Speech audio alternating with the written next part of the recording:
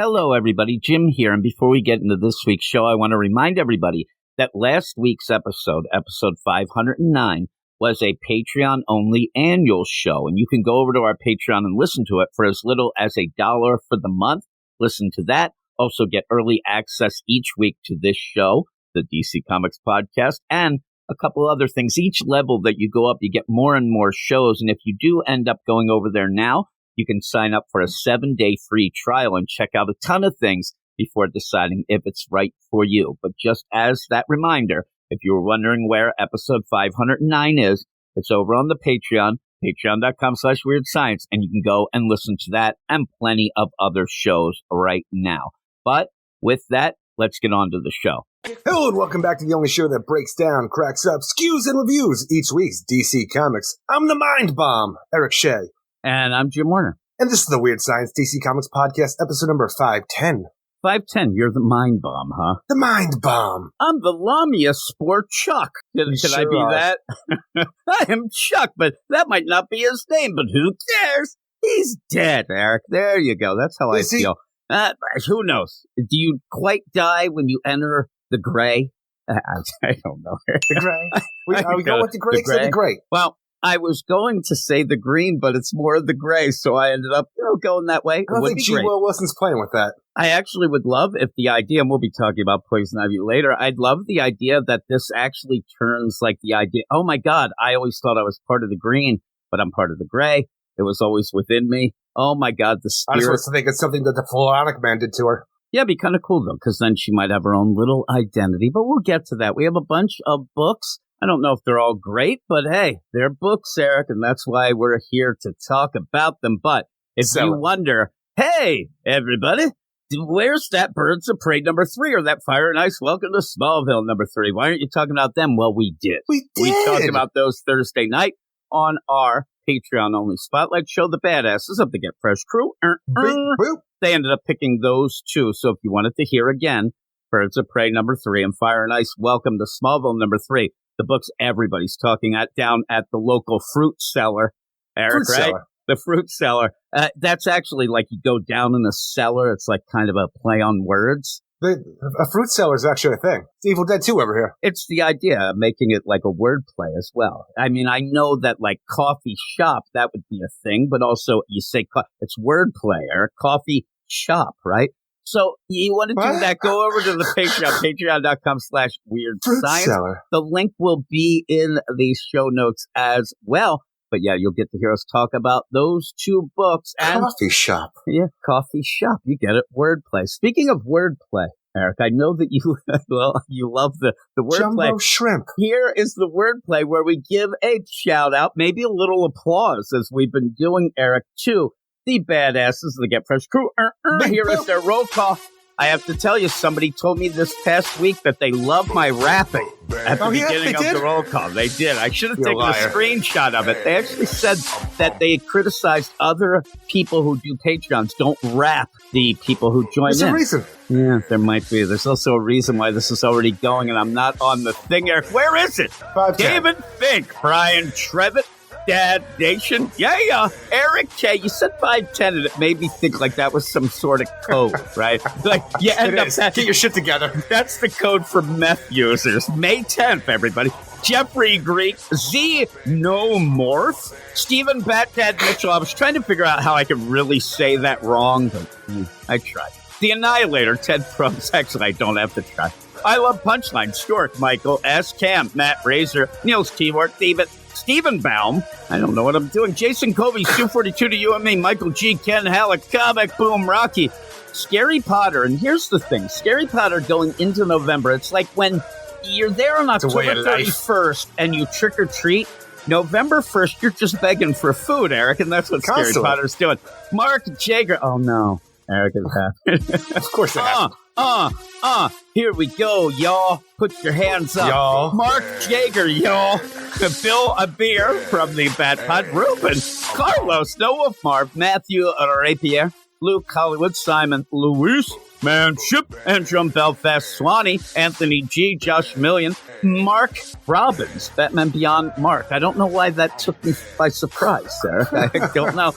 Emir, Brandy, Murray, and Double A Ron. doxing his ass up there in Minnesota, as we always do, and give a shout-out to all-time great Reggie. And Rob Lewis, you're no longer on the all-time greats list. Eric, you joined me back here. Hooray, Lazarus. I end up, when we're going to start this, I'm like, everything's free and clear. I got an open, clear mind. I'm ready to go. And then you get in here and you throw a monkey wrench in the Didn't do anything. I came in all professional.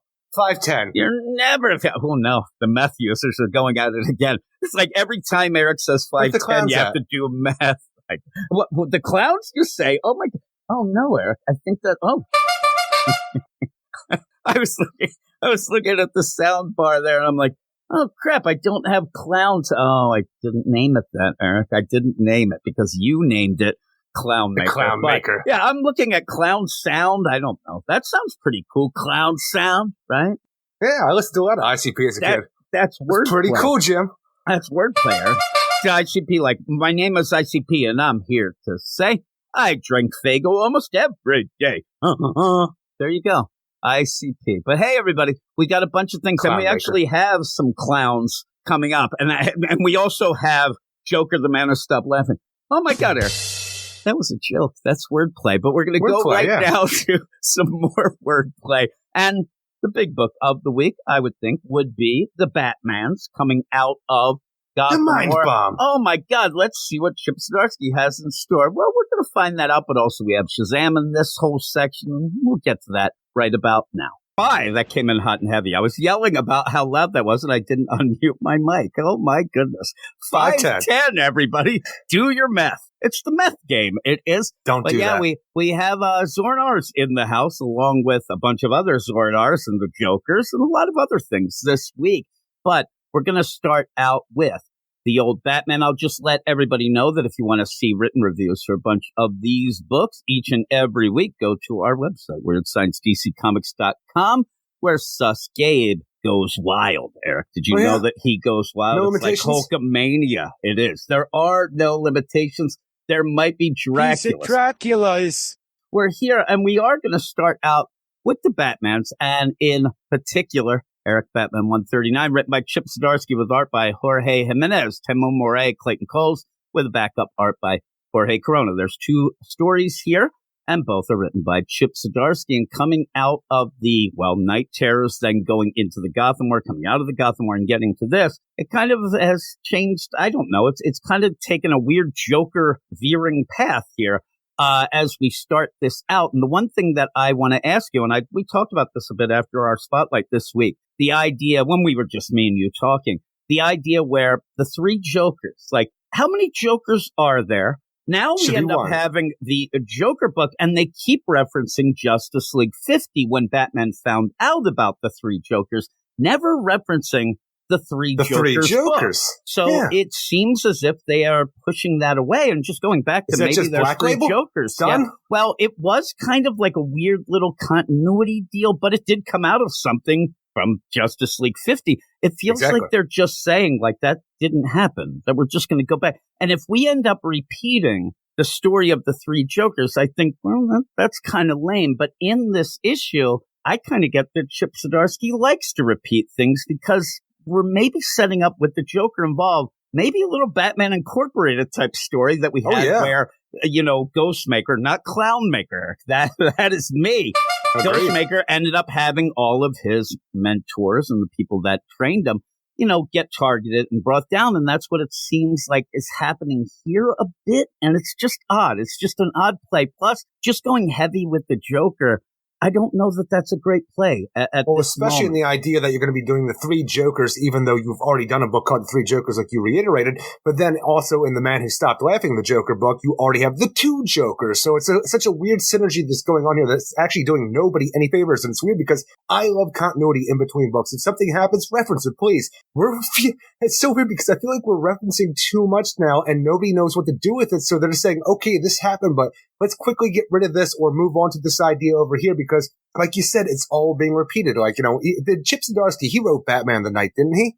Yeah, he did. So Batman he wants to reference his own story in this. That makes sense. But over in Batman Incorporated, we've already done that story. So we're doing this again while also making references to other things that happened in the Gotham War, possibly stuff that happened before Night Terrors and stuff like that. But it doesn't feel like it's doing anything for the story itself. I'm like, you got me in a weird place. I'm like, I should be liking this, but it's doing things over again and not doing it properly. And I think that now we're going to get to the Joker, the Man Who Stopped Laughing, the finale at the end of this podcast, something that you kept hoping that you would like more and more. But the idea of it is, I think that if that book didn't exist, and I wish it didn't, Eric, it drove me nuts every month that we have to talk about it, but just the idea of the landscape of things, when you end up having that book, we've had Joker now for the past year. Before that, we had the Tynan deal that ended up, ending for that. Well, even Joker in the Jokers Incorporated and Batman Incorporated right after the whole story arc where they're going after the mentors of Ghostmaker. It feels like we're over Jokered. It's oversaturated. And if you didn't have those books and we had gone 2 years since we last saw the Joker or more, I think this might have hit better. Like, oh my God, the Joker. But in this, it feels like, I don't know, when you see the Joker show up in this, it starts to feel like, why is the Batman book so desperate to throw these things in? Because we talk about it. If Batman or the Joker shows up in any other book, that means they're trying to get sales. They're desperate. I understand that he's trying to do this story, but I just kind of like the thing with the Zor-En-Arr stuff. The multiverse stuff, it was wacky, but let's deal with that. Let's go forward. Let's try to figure some things out. But once you add the Joker, it just feels like kind of a weird reset to then be just Batman Joker story. And even the one we're doing where the Joker's behind this new Zor-En-Arr bit, which I want to think has to deal with Batman and the multiverse story, but it ends up just feeling like how his motives were in Death of the Family. It's like everybody's making you weak. We have to make you strong again, Batman. And I've said this since we ended up having Zor-En-Arr come out of the Mind deal. That Zor-En-Arr, we know, he was there to protect Batman from mind attacks, like mind bullets going at America. They'll get him away from those. But this Zor-En-Arr did feel, and I've said it each time, it feels like the Joker. It feels like, oh, you're weak, you're weak, you're weak. So when we get the Joker saying the same thing, do you get this play that, and I said to you, we might be getting like a weird deadly duo type feel that maybe the Joker and Batman or Zor-En-Arr team up to try to take down the multiversal stuff. And maybe that would be cool. But again, it feels like a story that we already had. And I just don't get it. But at the beginning, I do like two things, right? I like that you're going to get some detective work, but I also like that Batman seems to think he has to dress up like maybe a Jim Gordon-Alfred combo. Mr. Belvedere. And that sweet old lady thinks that that's a young guy there. I'm like, she must be 300. Compared to her. I mean, holy moly. Stay off that drugs there, young man. Young man, look at this guy. But he goes in and he has a new apartment. This stuff comes out of the Gotham War, and that's pretty cool. Which is crazy because we're doing this whole thing where Batman is separated from the Bat family at this point in time. He doesn't want to go back to the Brownstone because he thinks it's compromised with the rest of the family if they try to stop him. So he has his own separate apartment doing Zor-En-Arr things off the grid, going back to basics as Batman by himself. Problem is, when we ended the Gotham War, we had, Teddy went in there, was like, oh my God, Bruce Wayne is Batman. So now we'll have to see what goes on with that. And there's a lot of things spinning around here, but I don't know. When I read this, like everything like Batman in this apartment, and then he's going to do it, it didn't feel fresh. It didn't feel like, it didn't have a spark to me because of what we came out of then into this. It's okay. He's got it almost feels like a Rick Grayson Batman. Yeah. In the meantime, this one lady did get attacked, and when she ended up screaming and people were aware, that play, everybody's afraid of the Batmans because he's getting too crazy, right? I just want to know where anybody's like, remember when we were all supposed to be afraid of all these guys after that Night Terrors bullshit? Like, what happened with that? Nobody's afraid of anybody, but she's afraid of Batman. Yeah, I guess he did. They all went back to sleep. They all realized it was just one night. Yeah, well, really, when you have that night terrors, you go to bed, the next day don't have the nightmares, then you forget about it. It actually it works out. But yeah, there's Batman, and he's trying to figure out some things, and you see right away, and it did kind of surprise me when he says, now I can get down to the real work, figuring out with all these three Jokers. I'm like, what? Like, I thought there was other things that were going on here. Besides, just throwing in the Joker stuff, especially trying to figure out Zor-En-Arr or what's going on. But it does also look like, did he get his hand back? Or is that just that he's like flesh colored? as soon as you're gonna get done saying what you're gonna say there, I'm just looking through the book here. I'm like, he has 2 hands. What is up with that? Yeah. Why are we not dealing with the robot hand anymore? Because that part was interesting. Is it just an art problem? Because later on, he will use the hand as a robotic hand and say he's gonna use that to stop the guy coming after him. But here, when he's just Bruce Wayne in his apartment, he has 2 Caucasian-colored hands. Maybe he just ended up painting it, so it looks better. He got all weirded out, right? So I don't know. I don't know. It's weird. You end up, so that's going on, and everything kind of just pushes forward. And I do like some of the scenes, how they're set up and the idea that he goes. But I can't really tell you. He goes into this one murder scene. He ends up hearing, and the one play is it's a 720, Eric. It's not a 510. It's a 720. That's Joker. You explain the situation of this murder mystery with the Joker is leaving clues for Batman. I'm like, look, I am not the world's greatest detective. I thank God that Batman wanted to describe it and actually got to the bottom of it, because you just say these words in front of me okay, there's a guy who's hung up against his fireplace, spread out like a bat, and on the ground in front of him are a bunch of bats pinned to the carpet. And there's an N in front of it, which means it has to be a map. Okay, so if I line this up, oh my God, this part behind him, that would be where France is. Oh my God, one of my mentors. Said France, I'm like, what? And that was what I was going to say. I'm glad you said it. What happens is he ends up hearing 720. That's actually for heroin, Eric. So just remember, 510 meth, 720 heroin. No. So you end up here, 720. Oh man, they even have a code for the Joker. So he's on the deal. And when he gets there, again, I said, I like the setup that he's going to do detective work. My next line was going to be, I don't know what the hell he's saying or doing. At one point when you said, oh, that means France, I'm like, does it? Because I must be dumb. And I really was worried, kind of, because, I'm worried about being a dummy, Eric. I worry all the time. That when I ended up, I was going to say, I don't understand a lick of what's going on here and what he's saying. And you were going to say, oh, you idiot. The N is there because that's naturally this. And then France is there and whatever. And I'm like, I had no idea. But the play is here. It's kind of the weird play. You end up, Batman looks like he's doing detective work, right? He's there doing his thing. But really, I can't figure out. So it just ends up like when we get the rush through of I figured this out, boom, because I don't really know what he's saying. And then I'll trust you, Batman. For some reason, you and the Joker are just playing a different level than me as a reader, because you figured out we got to where we need to go, thankfully. But honestly, it felt like, I don't know, too convoluted. I don't know. You want that shit from people like the Riddler and stuff because you want to have some kind of big mystery to show how smart the villains are and how Batman can overcome this. It just, for some reason, I'm like, all right, can we get to where we need to go now? Because you're losing me in all of this. Yeah, I mean, really, where is the, oh my God, that's an Ocean Sea Catwoman. I mean, then I'm in, Eric. Then I realize I am smart. But it ends up like that shadow in France. Oh my God, it must be my mentor. But and it's just local, national, the bat positions are familiar. And the idea that the bat positions are familiar, too, is just crazy.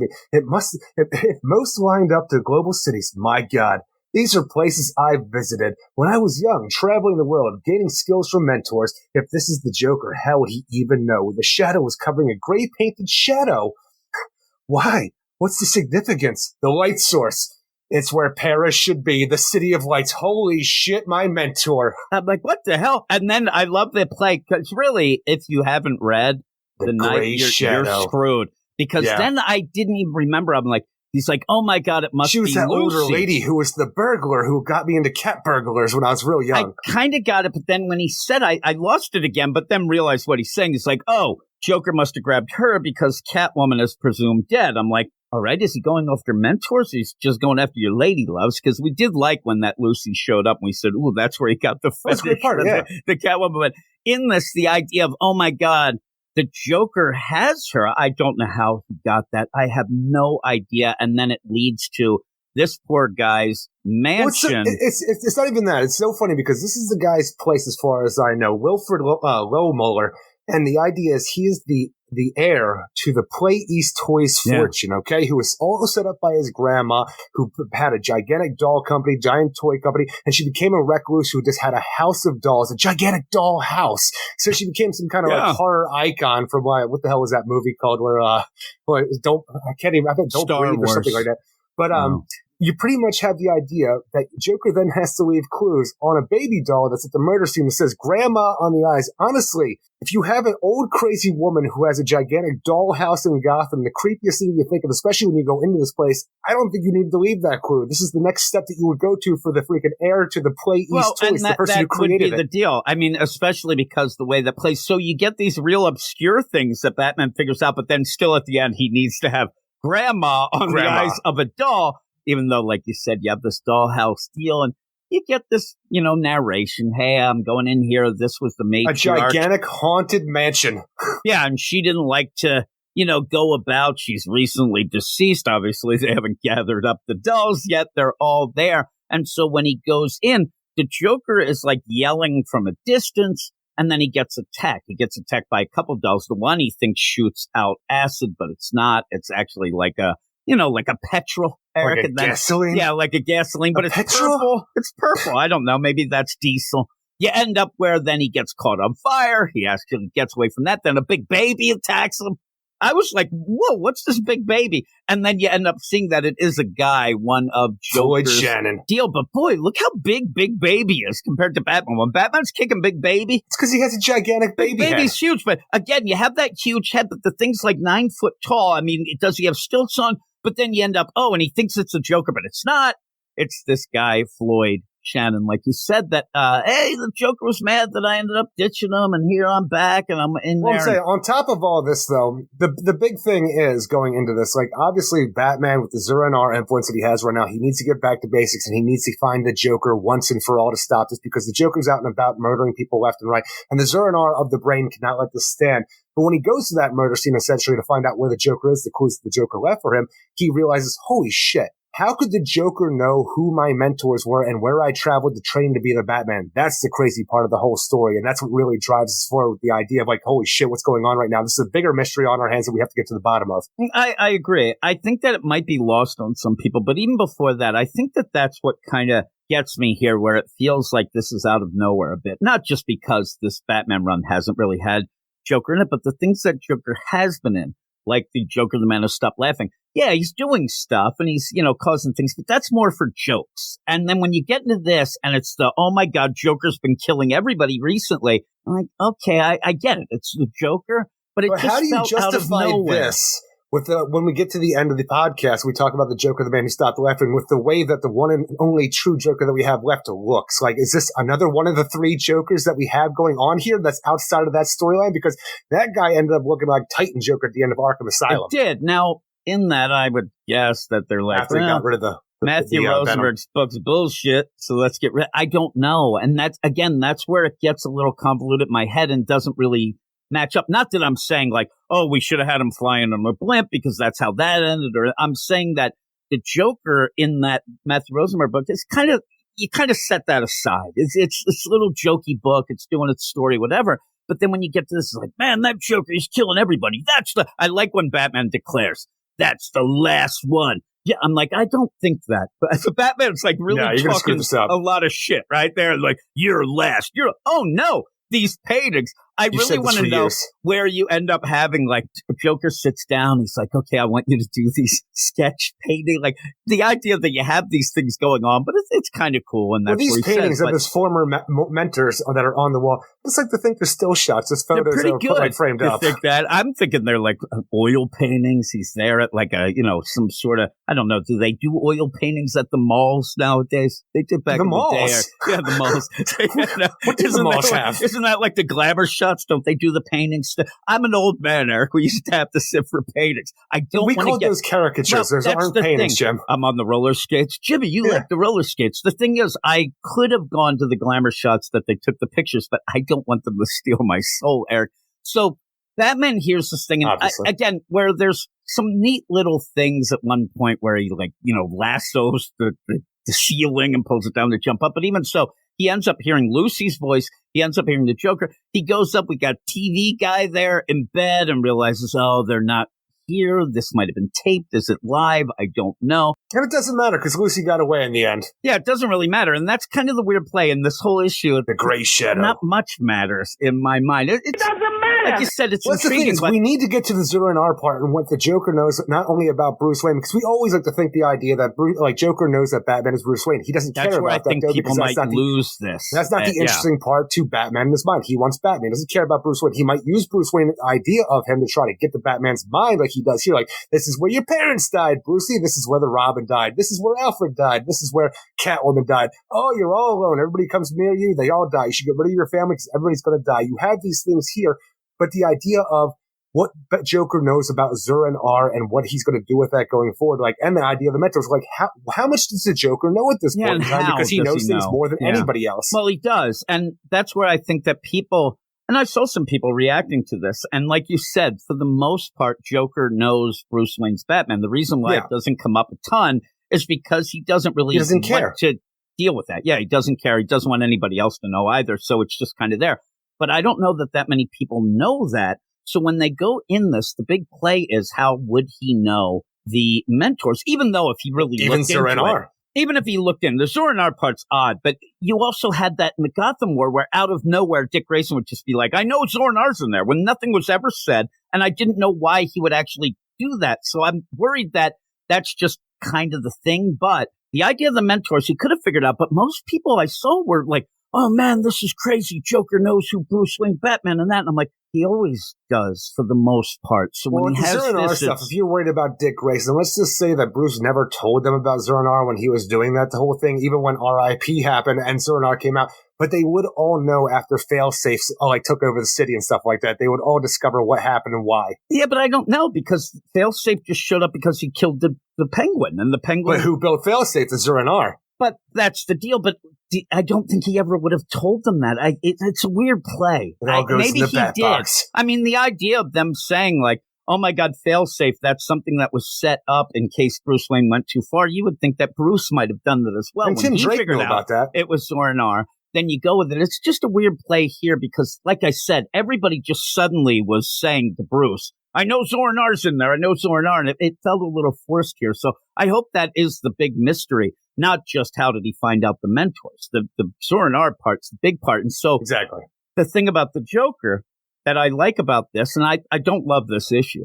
I like the art and all that, but Joker would like Zur&R. Zur&R is the Batman. That's Batman, what he wants. But Zur&R will kill the Joker. So that's a really cool, intriguing thing. That the Zur&R would kill the Joker because Zur&R is the purest form of Batman. He's a more brutal Batman for how he goes about his tactics. But I don't know if the idea, maybe I'm just not remembering it right from when R.I.P. happened, but I still don't think the Zur&R should be killing people because even the idea of that is like, Zur&R set up a failsafe if Batman ever crossed the line or killed somebody because that's not what Batman would do. So that's not like he's Batman, the purest form, and Batman doesn't kill people. Well, here's the weird play. I think that Chip Zdarsky has kind of lost track of what Zur&R really is. Zur&R was so that he didn't get mind control. Yeah. And now all of a sudden Zur&R is talking crazy. Now, hopefully it'll be explained in a way that you go with, and he's being more violent, yes, but like you said in this, he's like, I'm going to kill that Joker. That feels weird. Like he's been corrupted or it's a different type of deal, but... does it all go back to that multiversal story when the Joker of that world without a Batman was doing stuff throughout the multiverse, creating Jokers, and we had the Zur&R throughout the multiverse of that whole thing?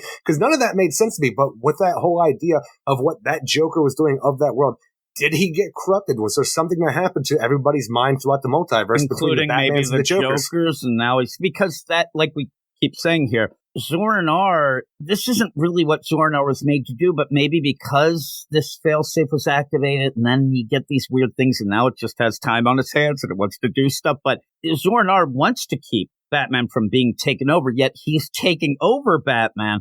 And the only thing I can think of, because here, get this, if I ended up, hey, Chip Zdarsky, why would he be all upset like this, Zur&R? What would he do? Because Joker, this isn't he's always fucking with his mind. All right, that works. I can see the idea of Zur&R. He's the contingency in case Bruce ever loses his mind with a personality who would come out and continue to be the Batman where Bruce Wayne couldn't be. this is what he is. But what if over all that time through his subconscious, Zur-En-Arrh wanted to be more and thought that he could be more? He's along the lines of the Joker where the Batman should be doing better without his soldiers. And it's because they should have soldiers and not family, but that's not how Bruce Wayne sees it. So maybe at this point in time, Zur-En-Arrh does one out of the box. I like that. But I hope we see more of that, because we're getting so far, because we've had some issues here, and all it is more violent. I'm going to kill that. That's not giving me that character work, because really giving character work to a Zur-En-Arrh would be great. I mean, that would be a really cool deal. And it could, like you said, be that play of Batman. He's getting old. He's kind of getting towards the idea of wanting to hey, I want to retire. Well, what does Zur-En-Arrh think of that? Because that is kind of killing Batman. But also the idea of what am I going to do then if you're not Batman? So I hope we get more. Well, we get to the worst part of this whole thing. Because when Batman does confront the Joker, and the Joker talks about how I want Zur-En-Arrh out, and it seems like he somehow gassed the Batman to the point where Zur-En-Arrh is able to leave and put Batman in the box himself of the mind, and Zur-En-Arrh comes out. And the Batman that's inside his subconscious now that Zur-En-Arrh's taken over his body is then confronted with Zur-En-Arrhs throughout the multiverse talking about, we are the ones who are in control. This is the worst part of that multiversal arc that Chip Zdarsky did, because it was just, hey, here's some fan stuff, here's Michael Keaton Zur-En-Arrh, here's Batman 66 Zur-En-Arrh. Would say, yeah. And you have that again here of the mind, and at the end of the multiversal story, I don't know what the fuck this means. I know. It almost, but again, maybe, and like I said, this Zur-En-Arrh does not feel right. Chip Zdarsky's playing, but I said it all along. We talked about it last week, I think, the idea where Chip Zdarsky, he's not quite new to DC, but he is still. And we ended up, when Bendis came, we didn't know, is this him telling a story that's unique, or is he messing something up? If you end up showing that, not even just the Joker knowing things because of the multiversal deal, but all this multiversal stuff with the Zur-En-Arrhs has activated the Zur-En-Arrhs themselves to actually kind of step up, and now they're okay, but you got to get to that. I need to see some things, not just what seems to be wow moments. Let's go find the Joker in an extended scene to then find out that Lucy escaped. I mean, really, that's a lot of this. And then they confront it. It's kind of cool, whatever. And I don't mind the dialogue. We get the Batman confronting the Joker in a creepy, haunted, as far as I'm concerned, haunted dollhouse. It's a great setting. It's a great backdrop to this whole thing. And it has some intriguing aspects, but it doesn't go all the way to say, man, I can't wait what happens next. Well, that's what I'm saying. I think that at this point, wacky. A lot of people are more confused than excited, but that's fine if it ends up paying off. But really, like I said, you do have a creepy, crazy house. It's great Joker. Like the idea that Joker could go around and find places to be, this is pretty much a crazy-ass place to be. And even when you look at all the dolls he's made, you see the Gordon there, and you got the Signal. I know that we have a lot of going on in Gotham over the past few months, even in continuity timelines. So Batman hasn't been able to do, all the due diligence he might have to. But when you have a matriarch of a doll making fortunes mansion who dies, I'm just saying you put a bat camera on that, because one of your rogues is going to take this place over, especially because it's full of fucking creepy ass dolls. This is Amusement Mile in a house form. You just put a camera on here because somebody's going to use this as a playground. Yeah, you didn't realize, Eric, autopsy fear toxin. It was, you're going to have check how mixed she with died. A little Joker toxin. Yeah, well, find out how she died, because I think everybody would have had eyes on this place. I mean, it's fully set up to just go nuts. I'm telling you, even the idea of Professor Pig with the Dollatrons, he's setting up shop here. Yeah, really. There's a bunch. Toymaker, he's over here. They're all doing their nonsense. And so all of that going down, you're doing all this stuff Clownmaker. You end up all this stuff happening. Well, you remember Dollmaker who cut off the Joker's face before, right? Yeah. There's just so many people that can set up shop here besides the Joker. He probably walked to this place and he's like, yeah, it's too on the money. He's a little more subtle, Eric. It's like, I'm not surface level asshole like that. But yeah, at the end, when you're going and, okay, Zur-En-Arrh coming to the forefront. And I like it. It really feels a lot like Barbados and the Asthma in the Detective Comics, though. But when Zur-En-Arrh says, screw it, you sit here cowering, I'm going to take care of this. And he starts to fight the Joker. You really do have a pretty cool build up. And oh my God, and then you get to the end of it. It's the stupid Batman Zur-En-Arrhs of the multiverse. I'm like, now I'm confused again, because I liked what we were heading to. But we'll see. We'll see what it all means, but then we have a backup And the backup is pretty much just what we're going to get a couple times this week, right? Vandal Savage is alive after the Gotham War, but the problem is, after that meteorite came down, he touched it, he said the power, it feels different this time than exploded.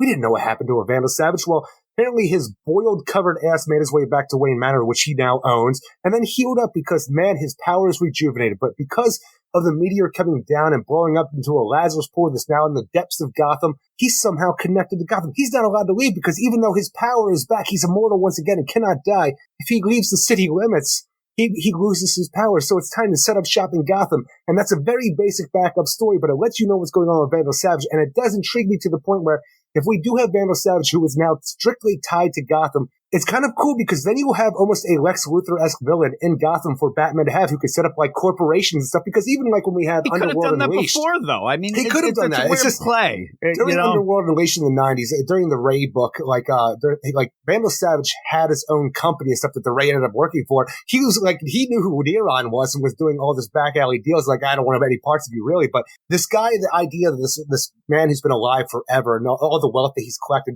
he should have these corporations. I thought back to that. I thought, oh, this could be cool for Gotham and Bruce Wayne got Batman as a whole. Here's my player. We did this stupid Gotham War. Ended with a thud. You end up where Catwoman, oh my God, she's not dead. Oh, Jason Todd's died. He's not dead. Oh, but his mind control later on, we'll talk about that. And then you get this. I mean, we're only weeks away. And by the way, Vandal Savage, he survived too. Like, you have already wiped out everything that really was big in the, we have a Lazarus pit. Well, we do, but you even said, what does that do and why do we need it? But you end up having Vandal Savage. At one point, he's riding, on that horse like he's Fabio. I didn't mind that. He wakes up nude. Covered in boils, but he heals. So I'm going to ask you, like, the idea, like, it's weird, too. At first, he didn't look like he had any boils. Then all of a sudden, he did. I'm like, oh, okay. But when you're going through this, like, what do people think just happened in Gotham? Like, what is the idea of the normal Eric Shea and Jim Werner in Gotham? Look, what is just I gotta happened? go to work. There's a meteor that came down on the top of the hill at the observatory that then blowed up and has some Lazarus Fluid leaking down there.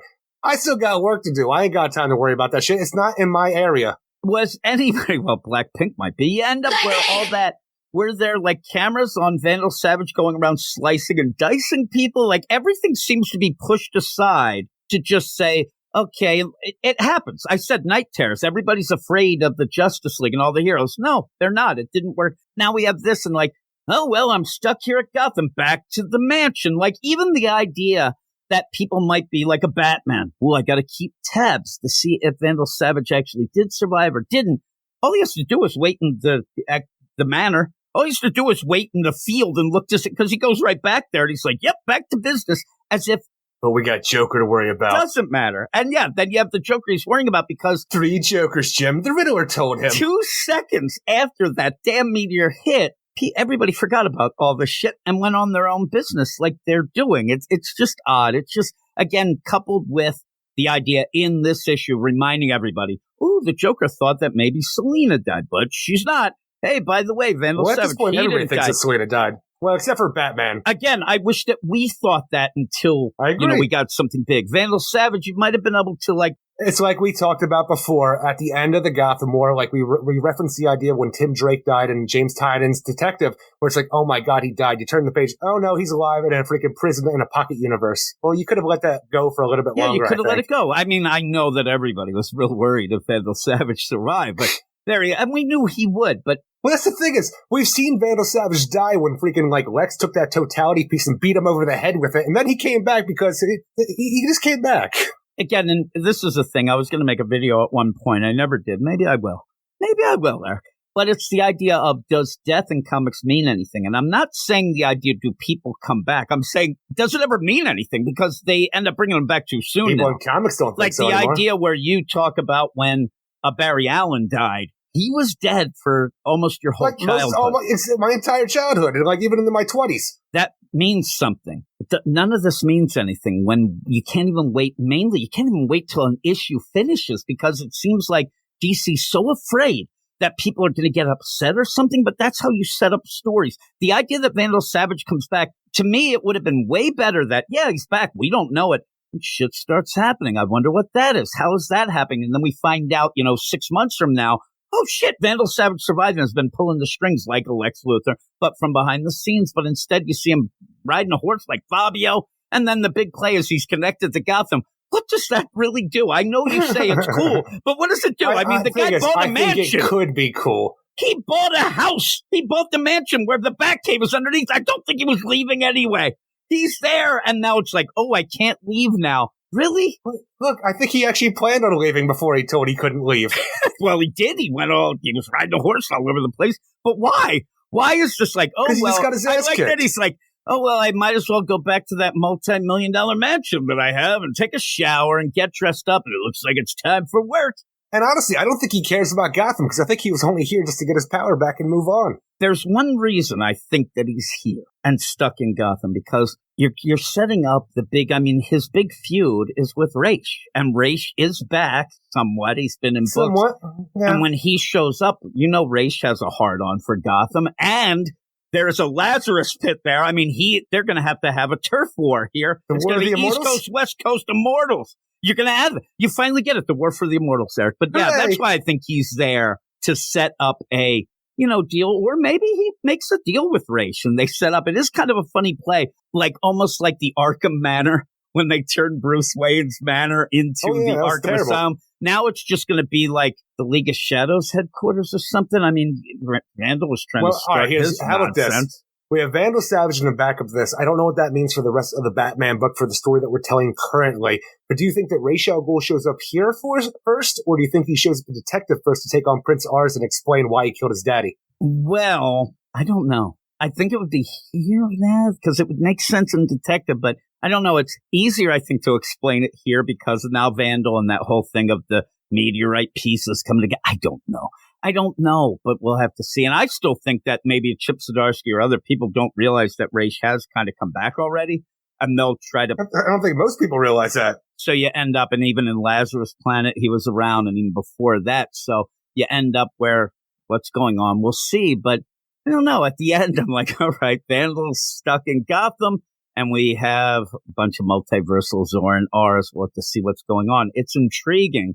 But I don't know if it's satisfying here. You know what I mean? It's setting up some things that might play off. What would you give it? Ultimately, I'm going to give it a 6.5 out of 10. I think the art is strong throughout. There's a lot of intriguing things to it. But by the end, we just get back to the worst part of the story that we had before Night Terrors that I hated. I'm like, can we please get to something that's coherent and just not off the wall kind of like multiversal Zoran R of the mind? Because I didn't know what it meant before. I don't know what it means here.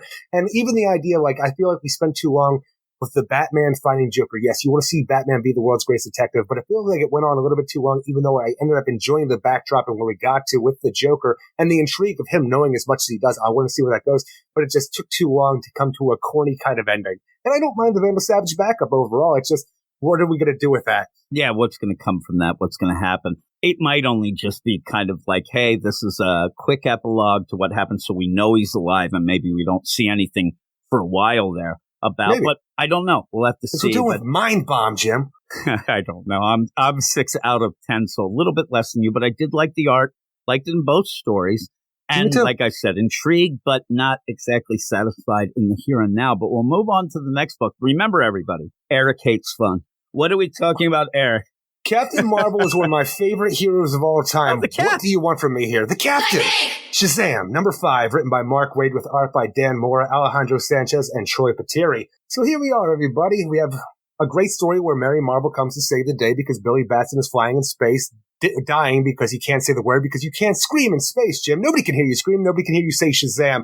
So she has to go and save him from the Queen Bee and the Gargulax. So what you have going on here is a fun story where Billy should be better here because Mary Marvel does a thing in this. It just, look, I'm having a problem with the story overall just for how the gods are interacting with Billy Batson, Captain Marvel, because it doesn't work for me. They're able to control the entire body of him, even though this power is made up of different aspects of their power, not just, it doesn't work for me the way this works. But when you have Mary Marvel like, oh my God, Billy, he's not waking up. What? I guess he was in space too damn long and he's dying right now. What can I do? hey, goddesses who give me my power, this isn't for you right now. This is for Zeus up there if you're listening. Shazam! And Zeus is waiting because he needs to have the Shazam magic word said before he can throw a lightning bolt. I don't even like the idea. It a little, even the idea that it seems like every time that Billy says Shazam, Zeus has to be ready with a goddamn lightning bolt bothers me. What happened when he was dead, Eric? What happened Exactly. then? What happened with everything? It just, look, you call upon the power of Zeus. That creates lightning. It's just, when you have Zeus waiting with a lightning bolt, ready to throw it, to give the champion their power, and it's Mary Marvel fudging things by saying, goddesses give you my power, don't send a lightning bolt here, hey Zeus, listen here, Shazam, and then quickly gets out of the way as Zeus throws the lightning bolt and gives Billy his power back. I'm like, all right, because even the idea, we have to save the moon. I knew this would drive you nuts. We have the Emperor of the Moon, Gargulax, we have Queen Bee, and we have a bunch of guerrilla soldiers trying to get a warp drive from the moon so they can conquer other civilizations across the galaxy. This is a lot going on, but none of it feels like an actual threat to what we have going on in the background, which we just keep, piddle-paddling around with and not really getting to it all until the end of this issue. So even when you have some fun Captain Marvel and Mary Marvel adventures going on here with action-packed stuff where you're taking on gorillas and space emperors and alien insect queens, it works and it looks great because Dan Murray is drawing the hell out of this. But what is it doing for the Captain Marvel overall and what's going on with the character? Because he's been this weird purgatory where he's been there in DC Comics since, the New 52, but he's been so relegated to the background where he couldn't even get a name until the series. Well, I like it a little more than you, but I do want to remind you, and I hope you do remember, but at one point I talked to you and I talked to a lot of people in the Slack chat and things like that about the idea when they said, oh my God, Dan Mora and Mark Waid, they are going to be writing Shazam. This is going to be great. I hope it's as good as World's Finest, Batman Superman deal. And I said, I don't hope it's like that because that is a fun book that really is inconsequential overall. They're kind of like out of time stories, Silver Age stuff. I need something a little more hard hitting for Shazam because of all the crap that's been going on. And people made fun of me. I felt being bullied by people when that happened because they're like, you're crazy. That would be awesome. That'd be awesome. I'm like, no, you need some substance to the things. Now, again, I like this more. And by the end, I see he's trying to get something going on maybe with the Shazam League getting back. But in this, you do have a very Silver Age. Hey, we have apes in space. We have an insect. I'm telling you, Mark Waid is trying to call upon classic Captain Marvel with the silly fun that character would always have back in the day. It doesn't work as well anymore, especially for the lack of the character we've had so far. If you are just tuning in and you're like, but this is the one book, maybe you just get this book. Maybe you get Shazam. Maybe you also get World's Finest. Maybe you do that. Because I love Captain Marvel. Eric, especially, you want more from the books than just a fun little hoot with dinosaur lawyers. You want these things to mean because if you haven't been reading the Shazam stuff, and Eric said he's a huge Captain Marvel Shazam fan. Almost every series we get, and I'm including the Jeff Johns deal, I'm including the Tim Sheridan mini. How the hell was the Jeff Johns one so disappointing in the end? They're all kicked in the balls to you. They always end up where you're so excited for these, and then when they come about, because you want things to be fixed, you want things to mean something, to actually treat Billy and Shazam as the character he should be. This is one of the best characters in DC or comics overall. And yeah, it's fun, but you need a little more, and I'm starting to get there. Of the idea. I'm still having fun, but I'm starting to get to that point of, okay, we've had fun with the dinosaur lawyer. Let's get to something. I really just want the Shazam League back. It seems like you might, but at the end you throw in the Freddy deal. But in the meantime, I still had fun with this issue. But once you start the fight between Insect Queen Bee, I say Gargax, but Gargulax, when they start fighting, it just kind of just keeps going. There's not really anything. Even the idea when you have this because you have Mercury now taking over the body of Shazam, so he's now being like an asshole to the whole thing, and even to the point where Mary is like, "Hey, you don't seem like you're acting yourself, Billy. What's going on? Is somebody taking over you?" To the point where all the gods on the rocket are like, "Oh no, she's onto us, guys." Are you thinking of something right now? Yeah, they're like, "Oh crap!" But even when you're doing that, like you're in the middle of a big thing. Billy almost died, and the art when he's actually like freezing in the void of space is so good. You fudge a little with Mary, but this book fudges things a bit with the Shazam. Hey, everybody, don't listen! Boom, and like, it's very odd.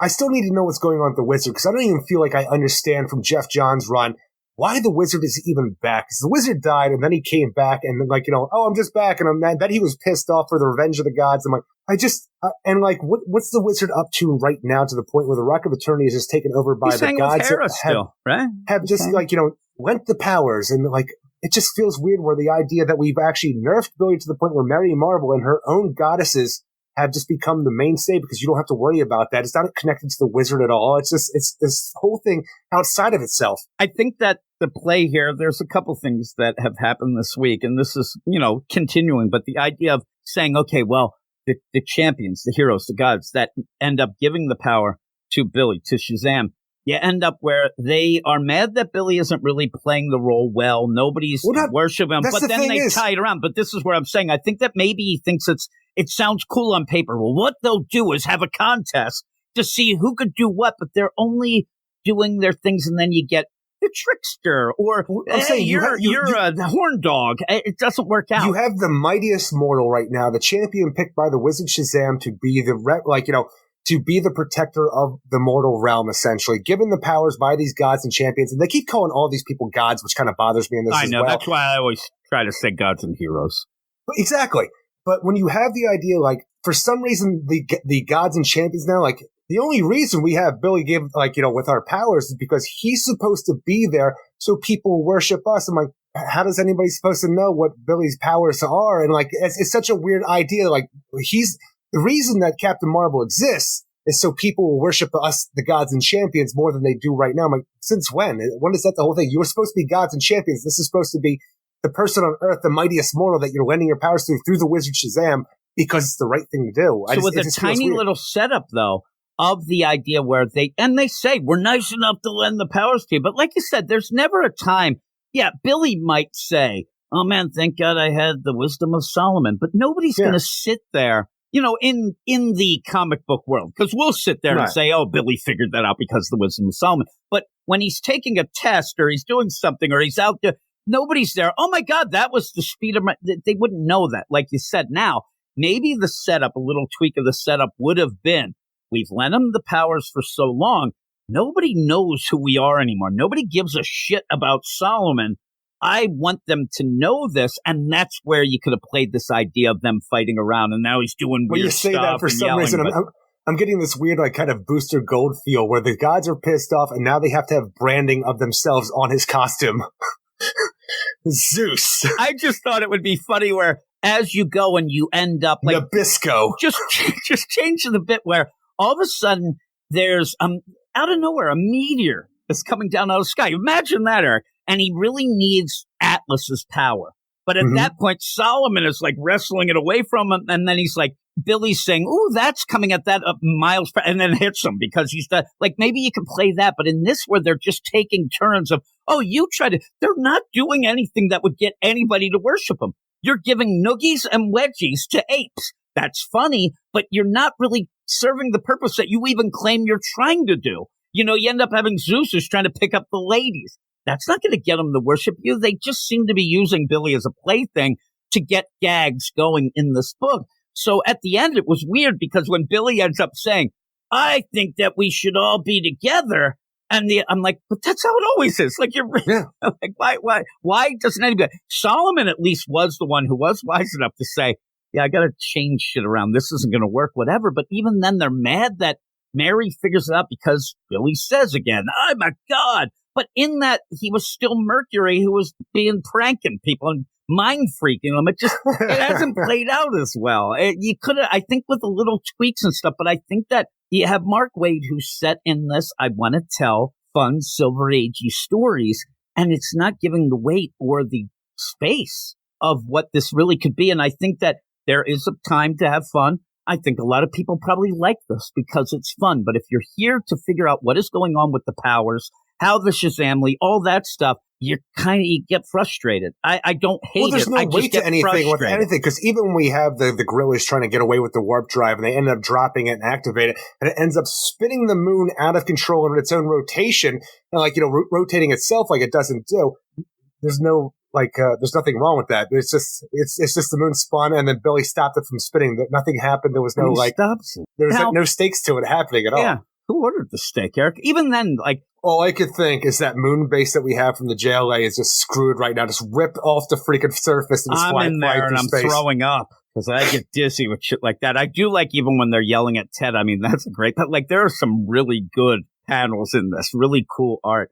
But yeah, like you said, I was waiting for something in this. Now, you're not really going to get it on the moon, but I was waiting for a simple, if you're going to tell Silver Age-y stories like this, or even Golden Age, people could say, you end up where the resolutions are usually that simple play of, oh my God, people like Billy goes and saves people, and all of a sudden people are like, oh man, he's got the power of, like that would solve the issue. Where Billy ends up stepping up, being a hero. Oh my God, these guys are great. And then everybody's happy and we can move on and actually tell some sort of story with weight to it. But this seems extended already. I know we're just starting, but 5 issues in and we're still kind of just joking. Well, even at the end, when like Billy understands what's happening to him because Mary figures it out. We're miserable pricks, aren't we? I mean, people are going to be so mad, but I'm with you. I need a little more. When we go to the Rock of Eternity and Billy does an amazing thing, and it's like my favorite part of the book, when Billy is standing up to the gods himself as Billy Batson. Look, stop messing with my mind. Let me have the power or I'm not going to use it ever again. Nothing's ever going to come to this. Like, how dare you, insolent child, and stuff like that. We are the fair gods. We even allow you to share your power. I'm just sitting there like, that's been a problem for a long time. Why haven't we been able to share the powers then if you're allowing him to share the powers? What has been the problem? Like, why don't the rest of the Shazam have powers then? That then they start complaining and then they're like, well, it almost feels like they could just share it again, but they don't want to. But then Billy says, you know, my family, they're upset about it. And then they use that sharing as kind of a blackmail type deal of like, well, if you're going to be an asshole, then we're not going to let you share them.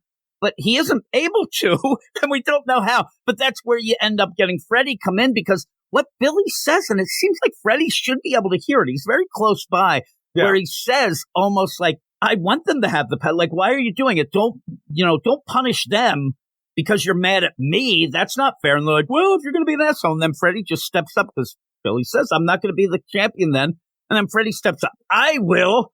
I'm like, oh, you jerk. It's a great cliffhanger, though, because Freddy has been on an outcast with this whole thing for so long and just wanted to be a part of this, power set. Once again, because it gave him purpose. It allowed him not have to walk with crutches and be what he feels is important. So the idea that he's actually here, because we've seen him in the background throughout the series so far, says if he's not going to step up, give me the powers of Shazam. I'll take them. Like, that is a great cliffhanger. I can't wait to see where it goes. And you would hope, because you want to think of Freddy being a kind of cool dude, right? He gets in trouble sometimes, whatever, that when he does this, he'll try to share the powers with the family, maybe even Billy, like kind of fix it, or he'll end up realizing that Billy wasn't lying, that he can't share them, and then we'll see how that goes. I don't know. We'll have to see. Or they could just say, nope, we don't want you, and then you're like, oh, crap. And then that's a real play, because Freddy has already betrayed Billy. Like, and then that's a bad play. Like, you stepped up. That's like things that friends do, and you are no longer friends because, like, I'll take it. Oh, no, you're not going to give it to me. I was joking, Billy. Let's go and hang out. No, you get out of here. But it is a pretty good cliffhanger, and the art's great. I mean, I can't say it enough. It's great. And the story can be fun, but the idea of Queen Bee, Gargax, Ted the Ape, all these things, it doesn't matter. That's just there for a background deal, and I could take that for an issue or two, not Lawyer 5. Dinosaurs from Lawyer space. Dinosaur. And also with that, didn't you think, I mean, wasn't the setup here the idea, oh man, how can we help Billy? And they go into that closet and find like spacesuits and shit because Billy has all those trinkets and treasures that I thought that's what it was. I thought they were going to end up finding, a teleporter here, a spaceship here. I thought they were actually going to do something with the gods because they go to the Rock of Eternity with the Lawyer Dinosaur. They don't really do much. Where's Freddy? And that's the weird play. When they do that, they're in Billy's closet there. They only are in the clubhouse and don't go too far. But then I start thinking, is the big play, is the Lawyer Dinosaur, could he end up being sus? Like the idea that he's places where I ain't trusted a T-Rex with a monocle. A T-Rex monocle alien. This might cause problems. Or would it be, would this drive you nuts there? Where they end up, no, Freddy, we don't pick you. We pick Dinosaur Lawyer. All of a sudden, he's Shazam. The Dinosaur Lawyer. Would you like that, Aaron? The T-Rex. It would drive me insane, right? Oh, that'd be so know that. Cool. You could just do that for a second just so you can make a cover with that because, boy, that'd be a hell of a cover. The Dinosaur Lawyer Shazam. That'd be awesome, Eric. But all in all, you do see that Pedro finally says, kind of like, having them powers. I like sharing. Though in this, Pedro goes through these weird plays where sometimes he looks like he's the Rock. And now in this, he's pretty dumpy. I don't know. He's eating a lot of bonbons. But with all that, what would you give him? Heavy set boy. How dare you? He's at some points, though, where you're like, man, he's almost like Dario. Also, all the different I think that's more going like on. Paco as well. But he at Beetle. points has been big. But he has been. He's been putting on a lot big, of muscle strong lately. like Rock, not like big like you back in the day. That just shamed you. What would you give this? Well, the other thing is, I don't like a lot of the story and this book so far because of all the fudging of the powers, the way everything is working to make the story work itself. Captain Marvel is one of my favorite heroes. I'm really biased to a little bit of degree because he's Captain Marvel. The art's amazing. You're going to get a lot of great action in this book, but all the action you get here has no consequence whatsoever with the side story because all you're waiting for is to get back to the gods, and it's just always a little bit like dribs and drabs here, and it just. We finally got to something here that seems interesting because, Billy understands what's happening to him. But everything that we had getting up to this, it's just fun little wacky adventures that look great. It doesn't have a lot of depth to it overall. We'll give it a 6.5 out of 10. Yeah, I'm going to give it a 7. I still like it. Again, here's the thing that I take out of this because I'm looking at the reviews now. You have 6 reviews, 9.1 is the aggregate. You have 21 user reviews, 9.2. So what this tells me, not just the idea that people are insane.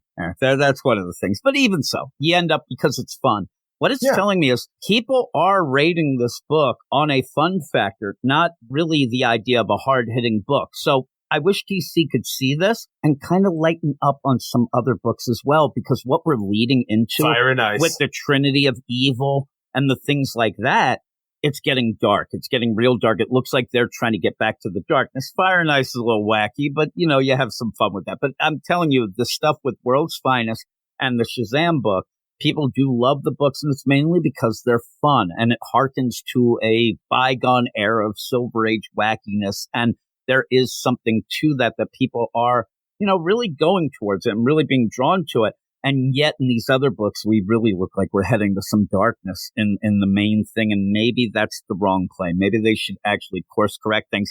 Not get every book like this. I don't need Silver Age goofiness, but lighten up a little. Like we had the Jeremy Adams Flash run was a kind of a lighter deal at points. We had some fun. People miss that, but we go to a Cy Spurrier nonsense that makes my mind scramble. So maybe that's the play. But yeah, at this point, 5 issues in, especially with a character like Shazam Cap, do you like when they say Cap? Like you probably like the full Captain, right? I like Captain Marvel is Where's what I like Tennille? personally. I want to know where Tennille is, Eric, with that bob haircut. But you end up where overall I do have fun with it. I need a little more. I need you to give me something more. But man, I'll tell you this though, if you are enjoying Captain Marvel from this book and think this book is really kind of cool to see, like, more than just the artwork, go back and read the 90s, Power of Shazam book, because that's one of my favorite runs for the character. And they were like, when DC acquired it and then after Crisis, when they said, okay, let's bring him into the fold, outside of JLI, that's like, that was a really hard-hitting thing that was going to reimagine Captain Marvel for a new age. And I think they kicked the hell out of that book and gave us something of real substance for throughout the 90s. Must be Eric Shea Reborn. Eric Shea Reborn. There we go. That is the first section of books. I hope everybody is still listening. With Freddie Eric Shea Reborn. He got fingered? Freddie got hurt because of Captain Nazi. Oh, see, there you go. It all works out, Eric. It all works out. And then since he's now Cap, he can punch Hitler. It all works. It really goes all full circle. But we're ending this first section. We're going to go off now to a little bit of mail. Mail, check out what you got now. Get your postcards, birthday cards, eBay or slot cards. I get it while it's hot now. If a letter makes you wetter, then a better ready, better it's mail.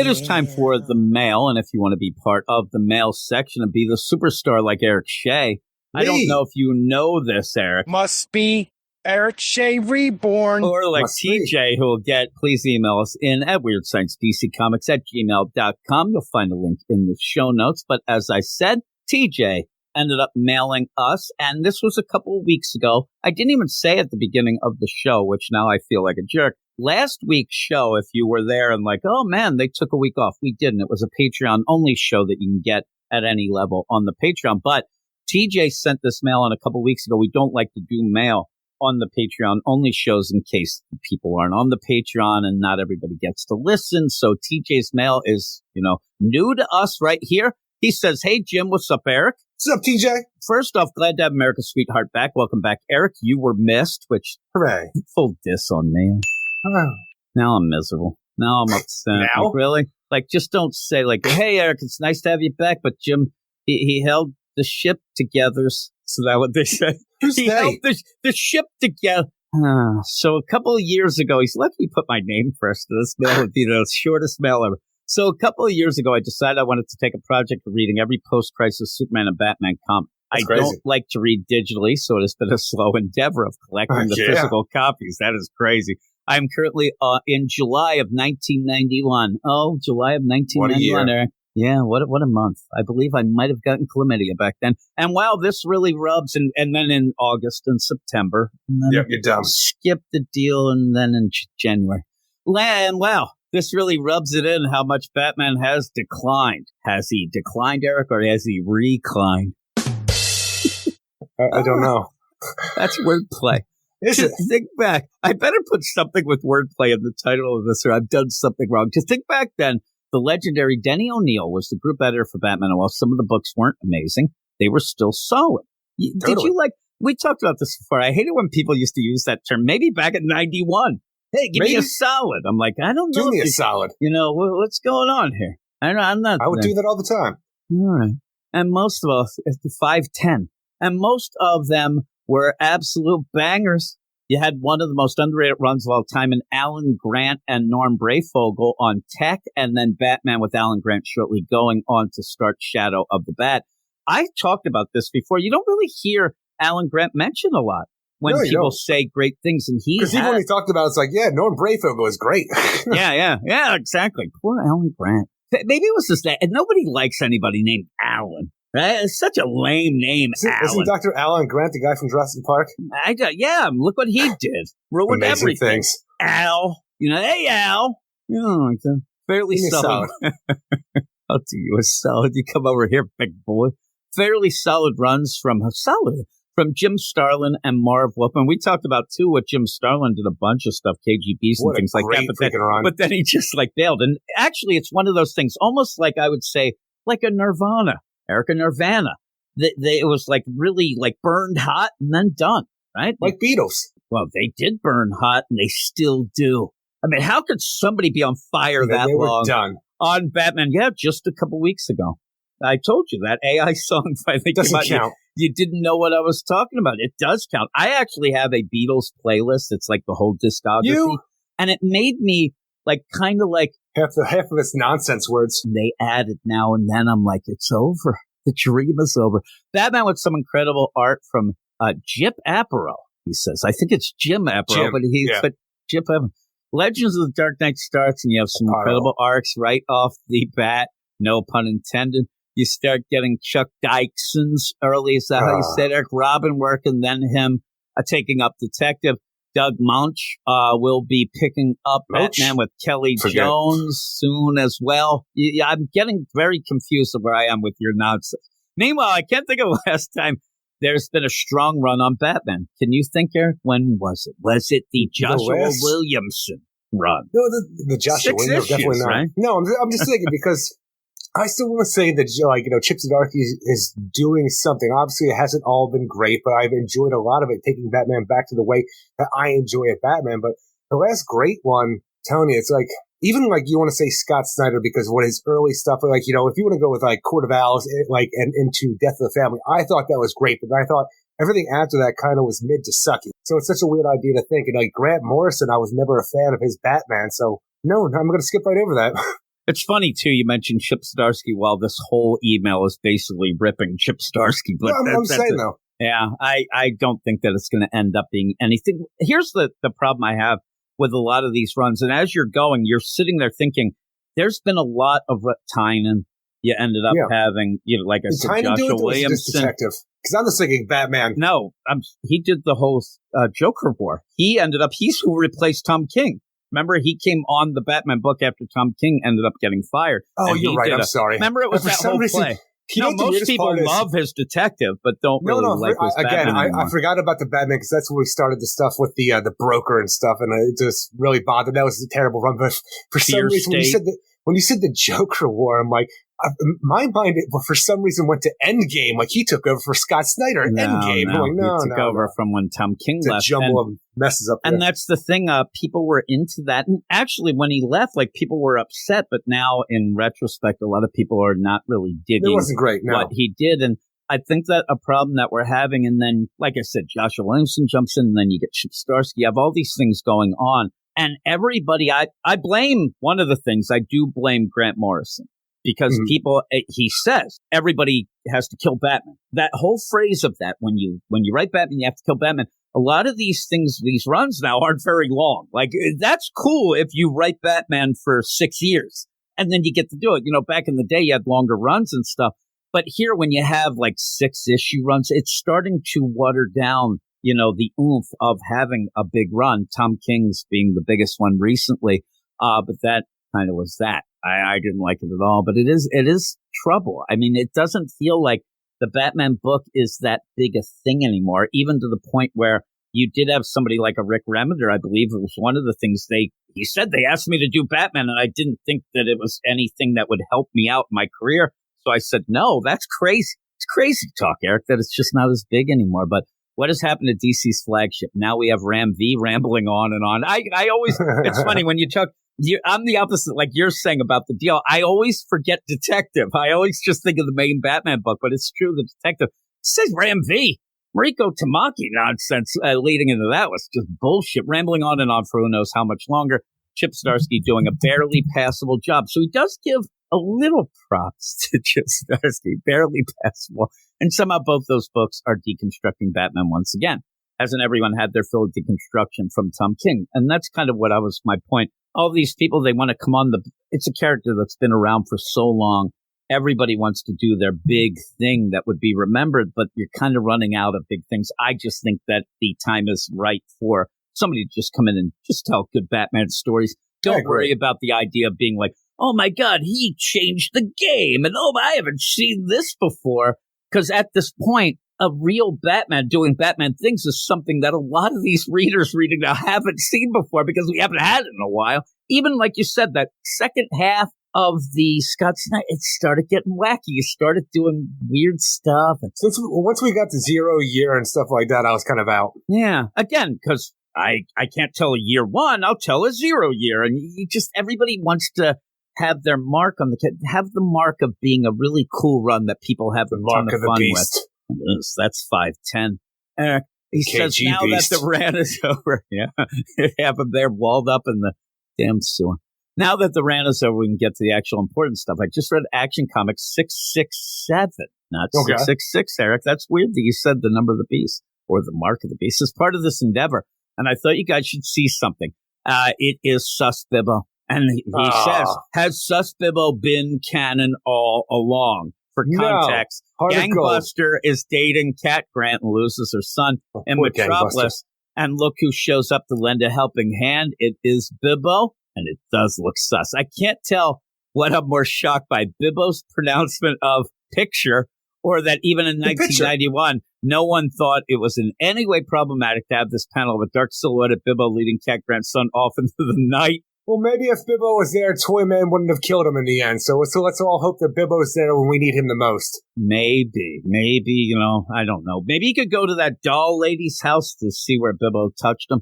Anyways, I thought at least Jim would get a kick out of it. I did. Have a good one, Bibbo. Guys. TJ. So that is from TJ. Yeah, TJ's frustrated. Wants to go, but there you go. What happens? That's why I have the DC Universe app, so I can go back and read all these great books that I've always loved. That's why he's going back, but in that, I did talk to a guy, and anytime, and it happens on YouTube all along, I'll put up a video for this week's Batman, right? Me and you talking about Batman. Hey, we're a little frustrated, or even Shazam. And people will then say, well, just go back and read this, or go back and read that. And I'm like, okay, I've read that. The thing is, I also enjoy having a month-to-month book that comes out and is a surprise of what it is. I can go back and read a lot of the grades, and everybody does. But I also kind of want the here and now. Especially maybe you talk about them. But things get frustrating. We've had our ebbs and flows. Just hopefully. You're right. You know what we're going to do? Stop this show. We're just going to start in 1991 and go from there week to week. We had the classics during the shutdown, and we enjoyed that. We were having fun doing that. But I have fun talking to you, Eric, no matter what. You could give me the phone book, and we could talk about that, right? I don't want to. Book, Eric. I don't want to do that. But that is the mail. Again, if you want to get involved in the mail, you would be there. It's like, I don't like the continuity of this guy, John Smith, because here he lives on Woodrow Avenue, but here he lives on Main Street. That doesn't. I'm like, they're two separate guys, idiot. And then you get mad at me. You're talking to me like I'm acting like you. I gotta throw shade at you at somebody. No, me, I'm like, I fell asleep. I didn't get past the A's. Oh, goodness. But if you want to email us at, I don't know, get this? You can email us at WeirdScienceDCCom at gmail.com. 510, oh my meth. And we'll read all the mails, even the ones that aren't so happy, Eric. Even the ones that might point, a bit of the downcomings of us. Downcomings. What? But that is it. I don't know what I'm saying. I'm tired, Eric. But we're going to go off now. I better pick it up because we got 3 more books. And boy, they're doozies. I love them all. We'll be back with those in just a second. And here we are with Eric Shea. I don't know about the continuity, man. How am I moosing up my hair when it goes down to my middle of my back? You could still moose up that top, look like Joe Dirt or something. Right? A little mullet. Like Joe Dirt? That's what I got? You're like Joe Dirt, Eric. Speaking of dirt, we have a couple issues left for the rest of the show. That works out for me. And there's some of these, well, actually all of these. This is the section where, and I'm glad I had that song that I usually do put for the last section, because these were books, and I do appreciate everybody who joined in to talk with me about these while you were gone. But these are your book. Like, Poison Ivy is not my book. Well, it was. I'm saying that if it was me and I had my drug, like, I never would have pulled any of these. I never would have talked about them, anything. It was you were intrigued at the beginning of Poison Ivy. It's kind of veered off that path, but you were enjoying. Definitely. Blue Beetle's one of your favorite characters, and somehow you like the Joker, the Man Who Stops Laughing. I don't get it, but these are kind of, if people sat there and thought of, and I know what you're going to say, so I'm already going to tell you, screw you. But the idea of, these are Eric books in the podcast. Now you'll come with what are your books, Jim? Because you hate everything. Well, maybe. But these are always the books that when we're talking, books would you be pulling, especially Jim? Blue Beetle, none. Essentially, Blue Beetle, the idea where that and characters like a Hawkman or a Firestorm, bullshit characters, right? Great characters. Those are ones where every time we have a book that comes out, I like getting involved because of you. I like to sit there like the Batmans and the Superman. Now, these characters, especially like a Blue Beetle, I like to read with you and talk about it, mainly because you have more of a background, and the Shazam as well. But I get the enthusiasm from you to actually try to start liking them a little more than maybe I would have. It's going to be an uphill battle this week. And this whole deal, it really is. Some of these and is it the chicken and the egg? Is it that you don't get a lot of books from the characters you love because they're just not good characters? Or is it because they're never written right and then you think they're not good, but they could be good? I don't know. Wordplay. You know what it is. Speaking of wordplay, you were the one who gave me that sage advice of there's no bad characters, just bad writers. That is something that a lot of people say, but I go with your deal. And maybe that's the case here. But what are we starting with there? Blue Beetle number 3, written by Josh Trujillo with art by Adrian Gutierrez, Will Quintana, and Lucas Gattoni. And in this issue, we got to get to the bottom of who is the Blood Scarab and what do they want? Why did they destroy the Horizons? I was going to say homeland, but it's just a part of the city. It's kind of like A-Town in this book. Like it's where the stinking aliens live, the alien refugees hang out in Palmyra City. But you have the idea of what this whole thing, which is going to introduce this whole idea of the connection that Tracy 13 has with Jaime Reyes and them being boyfriend and girlfriend previously, because Tracy 13 is going to come and help because she's now working as a waitress at the Oblivion Bar. So it's a weird thing that we're going to go to the Oblivion Bar for this. And I say weird just because there's no real reason for us to go there. It feels like, hey, Blue Devil might know something about it. The bartender. And I'm just like, thank God you're not a statue anymore. We never saw how that happened, but thank God you're not a statue anymore, Blue Devil. I'll tell you, when I first saw him show and they had it, I don't want to throw shade at the art there, but you kind of double up a panel. I thought maybe he still was a statuary. You have that there. But here's the His thing, too, eyes move before a you little go. bit. You mentioned Tracy 13, Yeah. and you mentioned the Oblivion Bar. You mentioned, hell, let's throw in Madame Xanadu. Let's throw in Starfire coming back. There's a lot of characters here who aren't Blue Beetle. This was my problem with Graduation Day. Now, when you go and do this, though, you said it feels like Josh Trilio is just kind of randomly reading some Wikipedias. Oh, Tracy 13, throw her in. Don't mind if I do. Don't mind to tell anybody the connection or what that means or whatnot. City powers. Just throw them at the people. It's weird. And we even had where you thought in the Graduation Day, so did I, but the idea of Starfire. What's she doing here?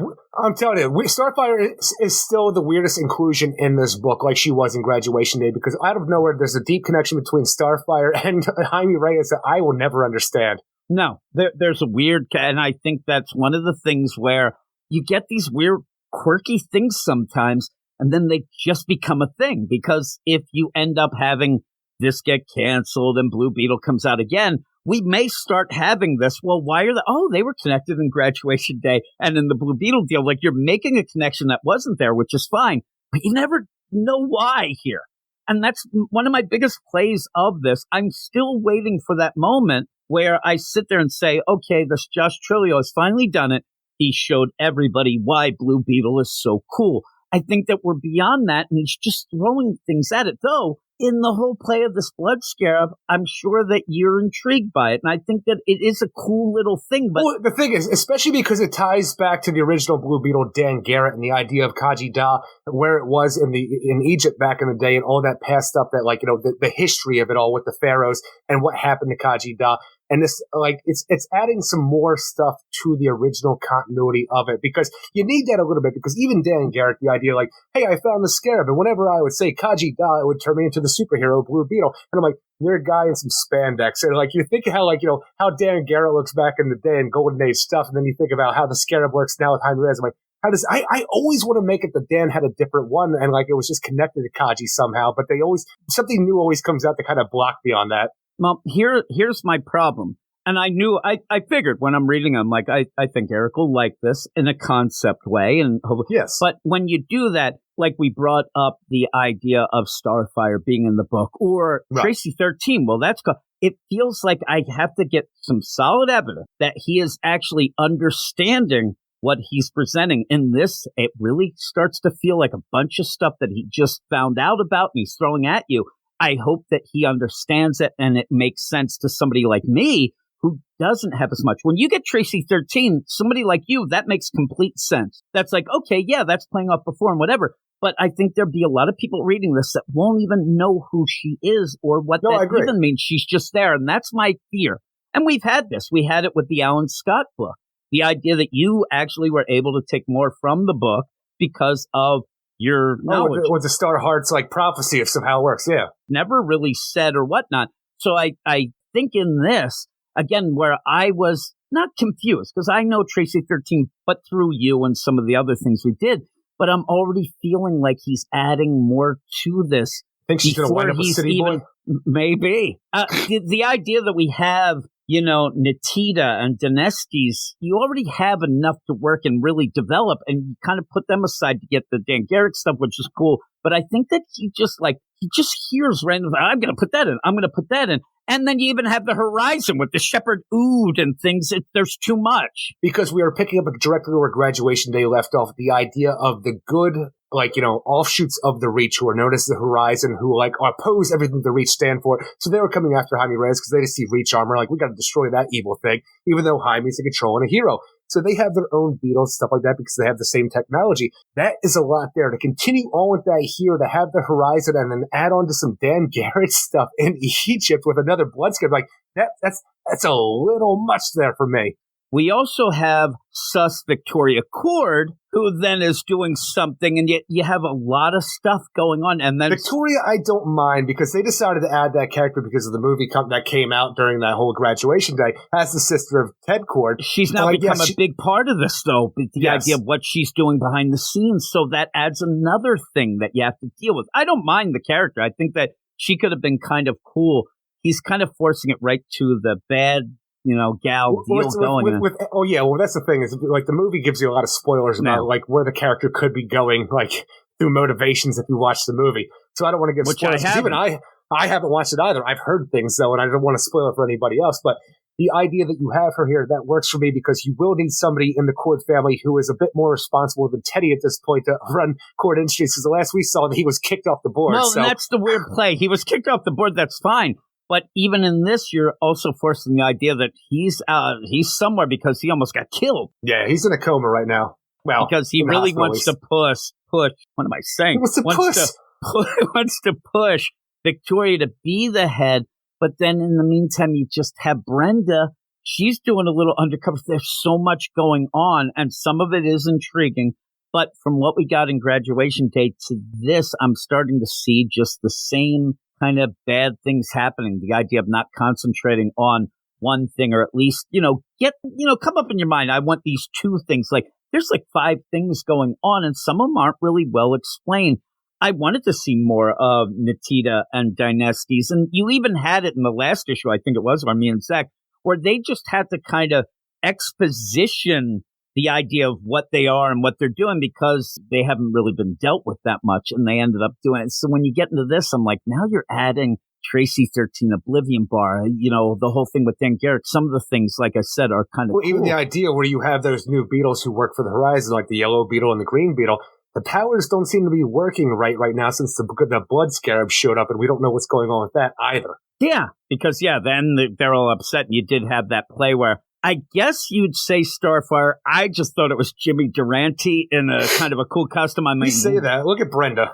Yeah, Brenda's, sometimes she's up and down. Whatever. Why the long face, Brenda? Starfire? What's up with that nose? Has she been hitting the bottle too much? I don't even know what's going on with her. And then they're hugging it out. And hey, you should be better or this or that. I'm like, we have already set up what's going on in the city with the Horizon being like alien refugees here. They're just given a place because Jaime said so, and I guess everybody has to go with what Jaime says. It's like, it's a weird situation to do to anybody in the city. You have that. You have this other Scarabs working with Jaime. That's great. You're almost setting up like a Blue Beetle family-esque kind of book like you have with the Shazam or any other superhero that has cool, but I don't know those characters to the point where I still don't remember their names. I agree. And it's like, cool either because like, here's Blue Beetle, Green Beetle, Gold Beetle, or Yellow Beetle, whatever you want to go with. It's just different colors, and you're never really going to get much out of it in my mind for how it works out that way. But when you have Starfire show up, she is the weakest link to this whole thing. She doesn't need to be here. If you just focus on the idea, we got some shit that's going on in this city with the Horizon and their Beetle champions.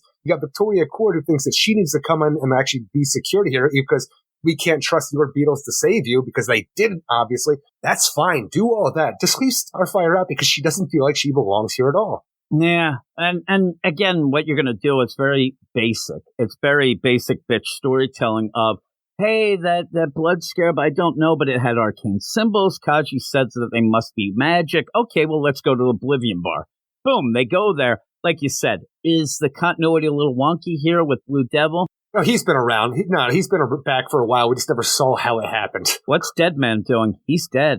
That's playing out. That's wrong. But this is a magic bar, Jim. Yeah, cool. But he's dead. That's fucked up. It's a bar maybe that's out of time, or he was visiting at this point in time. So it's magic, motherfucker.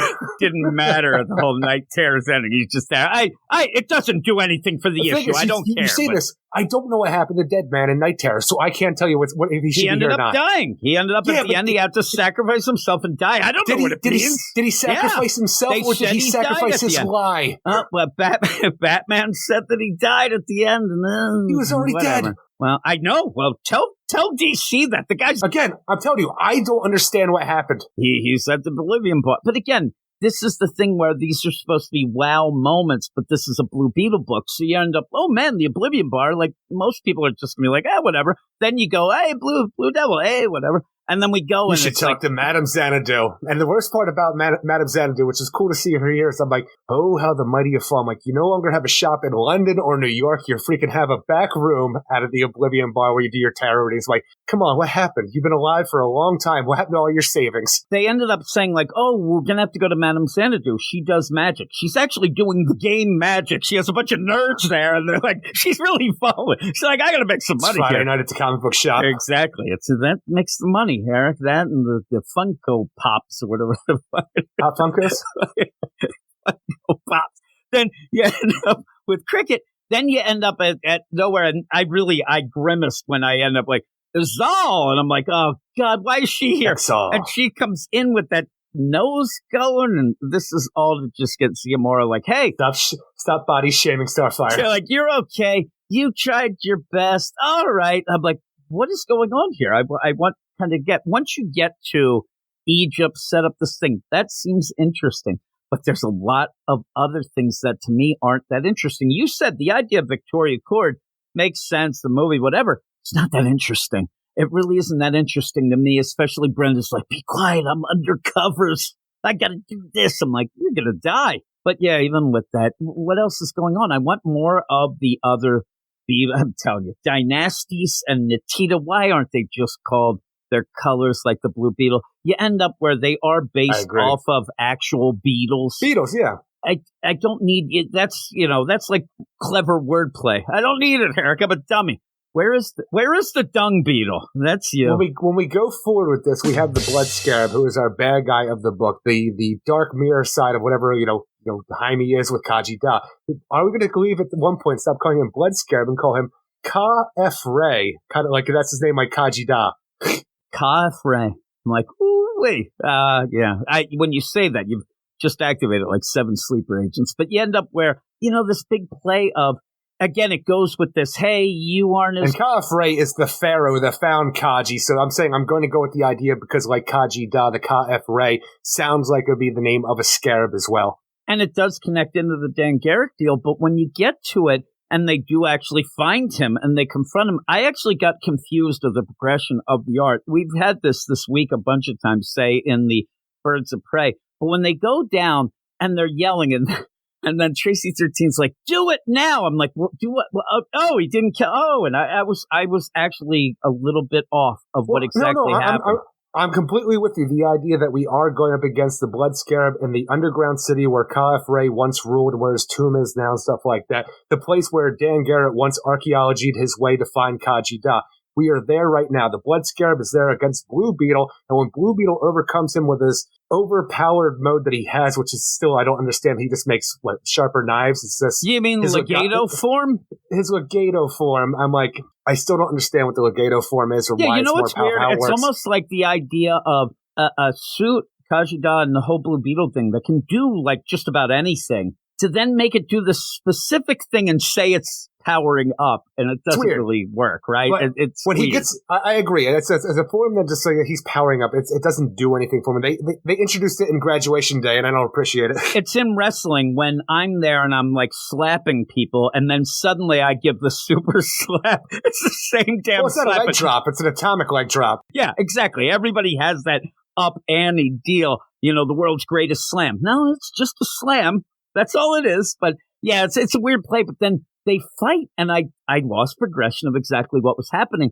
Just to, at the end, think, okay, well, he didn't kill him. That was the basic deal where they're yelling. It's such a weird idea because you have Jaime who gets the upper hand on the Blood Scarab, and there's Tracy 13. Now, Jaime, do it. Why does she want Jaime to murder somebody? It just seems like a weird situation just to say, okay, kill him now. I know there's a threat looming than the idea, but even Madame Xanadu, I think, said in her reading that he can't do this alone. Is it the idea that Tracy 13 had to be there? I don't know. It just feels weird, and I just don't know why we want Blue Beetle to murder somebody. At one point, you're even having this where it is Tracy 13, against the whole Blood Scarab. And I thought she died. I thought she got slashed. She's yelling, Jaime, you see this big crash and what looks like blood or whatnot, and then all of a sudden she's sitting there. And then she yells, do it now. And I'm like, do what? You want him to, like you said, you want him to kill him? I think that the story progression with the art just didn't make much sense there. And then really throwing shade at Jaime, what were you doing? You didn't kill him. You had a chance. You could have killed him. That's not Jaime. That doesn't feel like the whole play. And he's like, and even then says, I saved your life. That place was going to collapse because they were going to get him and they had to get out of there. But no, kill him first. And then they get out. And then she says, I saved your life. That place was going to collapse. You could have ended it right there. What were you thinking? And then he says, I guess I wasn't maybe the blood scarab. No. I'm like, what? What are you talking? Like, she says I saved you, but why didn't you kill him when we did this? I'm like, I don't and really honestly, get it. in this book as well, it seems like Jaime still might have feelings for Tracy, and she's not like reciprocating. She's like, we're not getting back together, essentially, in this. But I don't think you want to go with Tracy 13 if this is how she's going to be acting, Jaime, because she wants you to murder people and yells at you when you don't do it.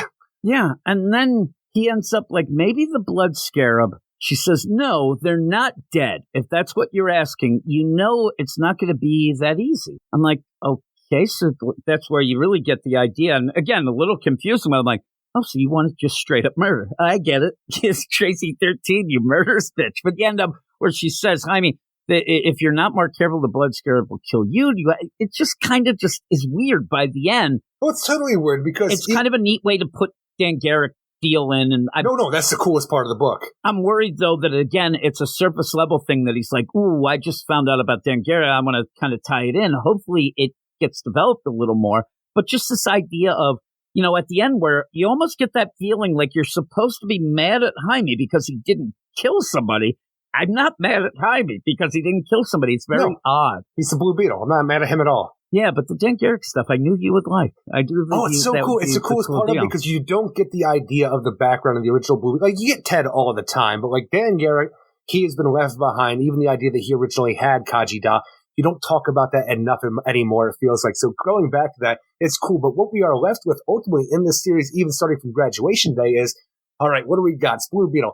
Well, there's also a green beetle, a yellow beetle, and now a red beetle. The red beetle's the bad guy. And I'm like, and I thought it was bad back in the day when he used to fight the black beetle. But I'm like, you're just filling the freaking pages now with different colored beetles. I actually at one point recently, I think it was when you were away a bit, I actually read a bit of the Black Beetle when he first showed up, and I was like, oh, that's pretty cool. But in this, like, people don't talk about it, but I think the New 52 Blue Beetle series was a really banger of a series. Yeah, you like that. In this, though, some people are calling out the idea that Josh Chilio thinks that this is a Power Rangers book and not a Blue Beetle book, and I can see it the way he's adding these things. Definitely. But at the end, in my mind, and I'm kind of stupid, right? He's dead there. I'm kind of stupid where I end up where all this going on. Too soon. When they went off and like, okay, we have to go here, we're going to go to Egypt. And even then, I think that some of the things just are like, snap your fingers. They go too quick and they don't really give you the idea of big things happening. Oh, we'll go to Egypt. They're right there. They go down in this thing. I thought they were going to go through time somehow because of this Egyptian mumbo jumbo magic and actually team up with Dan Garrett and do some things that I thought. You say that. That sounds awesome. I thought it would be cool. And then when we get this, I'm like, that wasn't as cool. I wanted to see. And that's why I thought, oh, that's why Ted got hurt. He's on his side. Now he's just going to team up with, in the past, Dan Garrett and kind of learn some more things in that. I feel like Jaime might have done that back in the 2000s. Maybe. It sounded cool, though. I thought that's because once you start doing, like, at the end of this, I didn't get the cool factor of being in an Egyptian pyramid fighting pharaoh who had this. No, I agree. It just felt like it was just thrown in there. Yeah, it should have felt bigger. And that's our thing. I mean, this is Indiana Jones shit as well, and it should have been really cool. And I didn't get it. Some of it might have been the art, but I think some of it is kind of things were rushed in the script as well.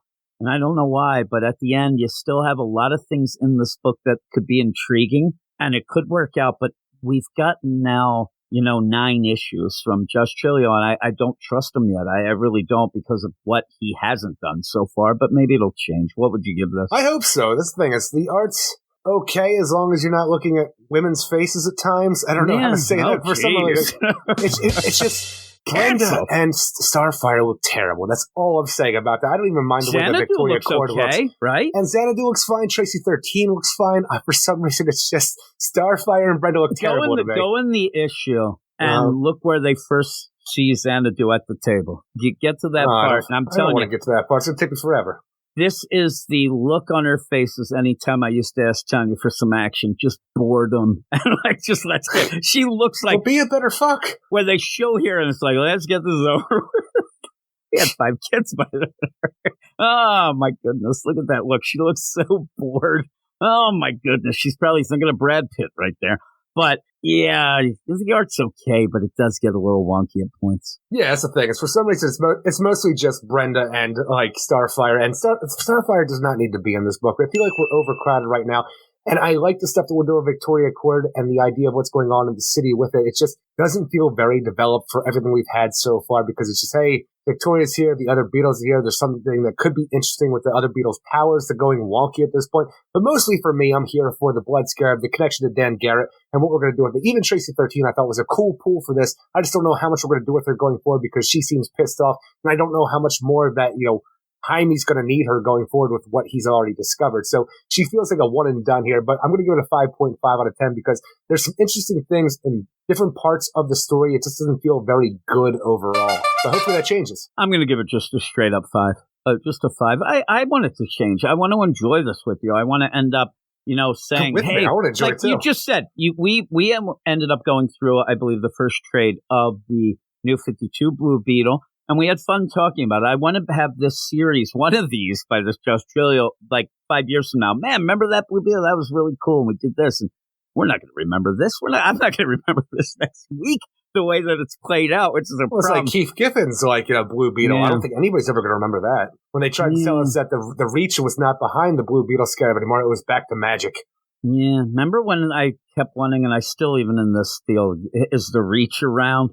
Like, I still want somebody to say that, Eric. Why can't they say that at one point? That'd be pretty funny. But yeah, 5.5 for you. What are we talking about next? Poison Ivy, number 16, written by G. Willow Wilson with art by Marcia Takara, Arif Prianto, and Hassan Atsmain El-Hal.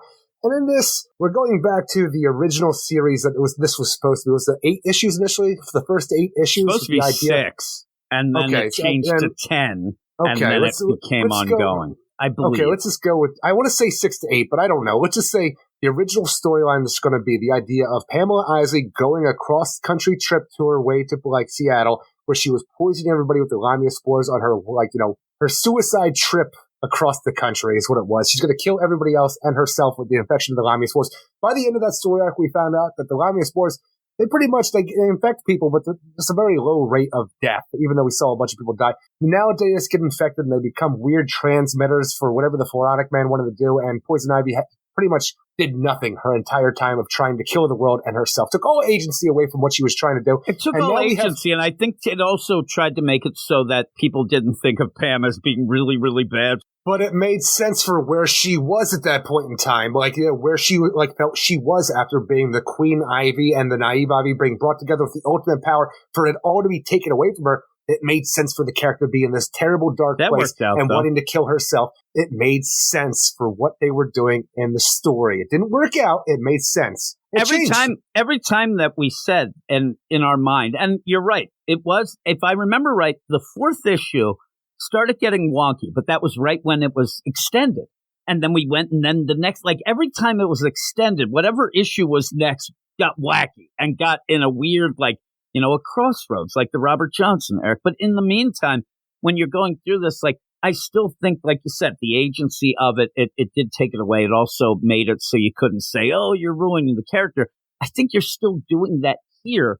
In a way. Well, how long does it feel it's been since we, she went cross country? Doesn't it feel like months for her in continuity? Oh, in continuity, yeah. In continuity, I thought you meant actually issues. It's been a while. But now people who have been infected with the Lamia spore are just starting now to see it come forward. All of a sudden, this guy Chuck, who she came across over what feels like months ago, in continuity. He's getting some sprouts growing on him, some fungus sprouts, if that's what you call them. This guy needs to react to these a little with more concern, right? The family members? Well, I have to assume that everybody in the world, because of how tough things are right now, they react, well, I can't afford to go to the doctor and I also can't afford to miss work, so I'm just going to hope this goes away. And then they just get taken over by the Lamia spores. Well, this ends up being this issue, and it's a weird play. Here's my take on, just quickly, the deal. I don't mind this being this weird little, hey, I have this soapbox issue and I'm going to do it, this one-shot issue. You kind of throw that idea people are working too hard. In the meantime, there's diseases going on and then people are transmitting. You could even get a COVID-type play with it that think is there. But in that play, it feels weird to get back to it here and then to have this play that in the issue, this guy, hey, I can't miss work, whatever. There's points where he's got just globules coming off of his neck, and nobody, his kids aren't even saying, Dad, that's bullshit. This makes it so crazy. Like Pamela Isley was on her suicide trip 2 days ago. That's what it feels like, because for the idea that he has, like, he can see the infection coming on his neck of the Lamia spores. He's like, I still have to go to work. How long did he let this go? Because like, I'll have the doctor check it out like next week or something like that. It just feels like it's instantaneously like back to where we were at the first storyline. And like we had so much shit go on in between that, and even going back to Gotham. And the way that it plays out, again, this series is selling well, it seems. Every time I see it, it's up there. And it is crazy because not that I'm saying every issue stinks. It's that when you put them together, you get a really weird road of issues. Like at one point, this is something, then we switch it to that. Then we have Janet from HR. Then we have Harley. Like everything gets swirled around. And like you said, this one feels like it's like issue 3.5, not issue 16. And while the kind of the story itself, it kind of plays out a little horror-esque deal and how this whole deal is going down. But Lamia zombies. It feels weird now. And what I get here, because you've already tried to take the blame off of Pam and also the agency of all that anyway, when you get to this and this poor Chuck guy, which she's like, I don't even know his name, I just call him Chuck, I start to not like Pam again, like we had at the beginning. But then when you try, I think G. Willow Wilson realizes that and then says, well, the Lamia itself isn't that bad. But when it gets out in the theater, it gets wild. It changes, almost like that's not... It mutates, evolves. I'm like, you're the one that started it. I don't care what you say, but... The Floronic Man started it. Well, again, because you did that then. But it's like, yes. It changed, and it's one of those where it doesn't quite transfer as quick as... Like, you're getting a lot of recap of the Lamia deal and in the wild and all this, and it gets really wonky. And everybody who's infected with the Lamia, as well as Pamela Isley, all come together in the Lamia web of the mind, where they see each other in their dreams. And then they're all connected in a way before everybody's taken over by the Lamia spores to become zombies, but not Pamela Isley because of how she can counteract it with her powers. Yeah, so, and I'll tell you, G. Willow Wilson does give me personally, as I'm reading it, I do get some feels from this, but they're not the good, like, remember at the beginning of the series, I said to you, it's just, it feels wrong to me. Like, it was too over the top. You were intrigued by it. You really liked the idea of the Queen Ivy, she's mad, this, and trying to figure out things. She's mad as hell. She's not going to take it anymore. She had all her power taken away. She was trying to take her power back by ending everybody. Didn't go after that gardener after the first couple, but you end up where, to me though, I said, it's not my thing. I don't really like it. It's just a little too, it felt mean-spirited at points. So when you get to this, through this whole thing, all I could think of is this poor Chuck guy. This guy didn't do shit on shit, and this guy is dying, and his family's there. And I know that's what you're supposed to grab, but I'm not liking it in this book with Pam there kind of being the, it ends up being written okay. I just don't like it. The amount of time we spend with Chuck, and not only the idea of spending time with Chuck at his work, going home, watching TV, going back to work, being taken over by the Lamia spores, walking into the woods where it becomes a Lamia zombie with the rest of anybody who's been infected, who will eventually make their way to Gotham to try to find their mother of rebirth, who is Poison Ivy. But then we go back to Chuck's house where his wife's worried about him. He's never done this before. And I'm like, we're spending a lot of time on things that are not Poison Ivy or the Lamia spore, looking at how the Lamia spores are affecting other people who aren't affected by the Lamia spores. This is happening a lot, and it's not just at DC, at Marvel too, but I just said the thing about Blue Beetle. Like, you know what? I'm not getting a lot of Blue Beetle. Now, you did get some there, but that was my biggest complaint in, say, the Graduation Day and even at some of the deal. But in this feels like it should have been an annual story, something that's an aside story to just show you, oh, by the way, while all that was going on with Ivy going cross-country, this is what it resulted in. And then we get a story about Chuck and these other people. You can feel bad for him. I'm surprised that Chuck didn't spread the Lamia spores to his family. Again, because you're playing that weird play of, hey, it doesn't transfer as much as we thought. Like, it gets convoluted. But at the end, I mean, you're setting up zombie apocalypse, and you're also setting up Batman showing up. I'm like, what is going on in this book? Because you said it's a lot of Chuck and not a lot of Poison Ivy. The most you get of Poison Ivy is of the mind, where she talks to Mr. Undyne about who she thought was dead, who's just still in the freaking Lamia spores, talking to her about things that she doesn't understand about the power that she now wields. But Undyne, he knows everything. I don't like his flowery language. Oh my God, I saw Undyne in this and I thought, wouldn't it be cool to maybe bring Mr. Bloom back? Maybe. Do something with that character Mr. in Poison Bloom Ivy. zombie that wasn't a zombie because he was just Mr. Bloom. Hey, there you go. I actually thought, and we joked about it with the deal earlier, the idea that Poison Ivy through all this, thought that she thought she had a connection to the green, but in fact she has a stronger connection to the gray and the rot and things, so maybe go with that. Not even the idea of this, like, she has this now because her entire life, ever since she become Poison Ivy, essentially, this connection to the green. It even took her over to become the evil queen version of Ivy and stuff like that. She's never like the Avatar, though, right? No, she's never the Avatar. Pissed. Like, I'm telling you, the idea of the War of the Green is something I wanted her to fight against Swamp Thing for a while for the rights to that, to have the ultimate power of the green. But right now, when she was taking all her power away, essentially, by the Gardener, when they, combined them back together, when you had this happen and the Lamia became her last resort to try to take some control back in her life and end everybody in the world because she's going to do what Poison Ivy does and be the eco-terrorist who saves the world by killing off the people, including herself, the Lamia infects her, and now she has this power back that feels like it's a strong connection she has. But it should be a part of the gray, the fungi that Scott Snyder started, I believe, when he was doing Swamp Thing. Yep, and then Charles Soule jumped in and added a lot of wacky things, and then they always Machine Queen. This is where I thought, even the idea of where she's pissed off the green, and like I said, there's always Swamp Thing. Oh, you damn Swamp Thing, and we talked about it even throughout the New 52 into Rebirth and all, of the idea of, does Poison Ivy have a full connect? Like, does she talk to the Parliament of Trees? Does she has a tertiary deal, whatever? But when you get to it, at this point, she was so ripe for the idea of not even just actually like being tricked or anything, but actually saying, I want power. Fuck you, green. I'll do this way. And accepting to be the Avatar of the gray. Yeah.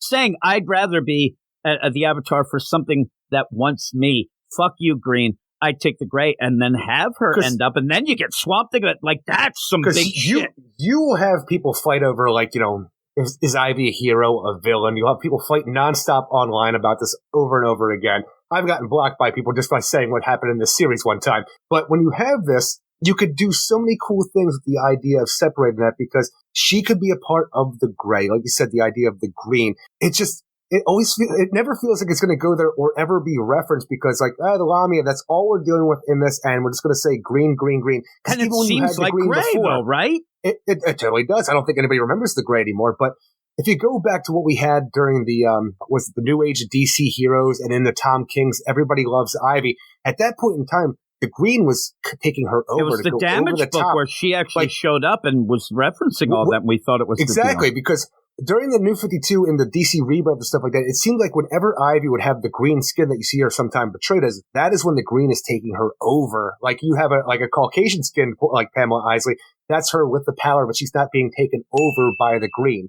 So it was such a cool idea to use that, but we just never got anywhere. Now it's just this weird Lamia story that keeps recycling its own things, it feels like. And here is the thing, if there are people, and again, some people get all upset and everybody fought. We never got in a fight. And actually, we defended a lot of people with the whole play of, if they want her to be a hero, that's fine. If they want her to be a villain, that's fine. Whatever. But just saying that she could be the Avatar of the gray or accept the gray, that doesn't really mean that she has to be a villain either. She could end up doing things and actually, that's just the gray. It's its own thing. And she could end up being a hero even as the gray, or to show how sus the green is, because it has kind of ditched her at points and things like that. So it would be interesting. Even just not even ditched her, but taken her over and done terrible things, like, using her body. Exactly. Just manipulating her. And you could play a lot of stuff with that. And even if Swamp Thing would show up, Levi, whoever, shows up, I would think she'd have a lot to say about it. Like, I'm sick of it. I keep trying to do these things for the green and for the planet. I'm doing this, and I just get shunned and manipulated so much. Screw you. And then never do the gray. And I think that could be a really cool deal. And it would actually, like you said, make people aware of things of the whole, I also think that deal. She wouldn't be able to be, be exactly what she wants to be. Maybe you could, rectify that through a big story, because she's still connected to the green through what the Pharaonic Man did to her. I would think that by the end of it, she wouldn't be able to be the gray.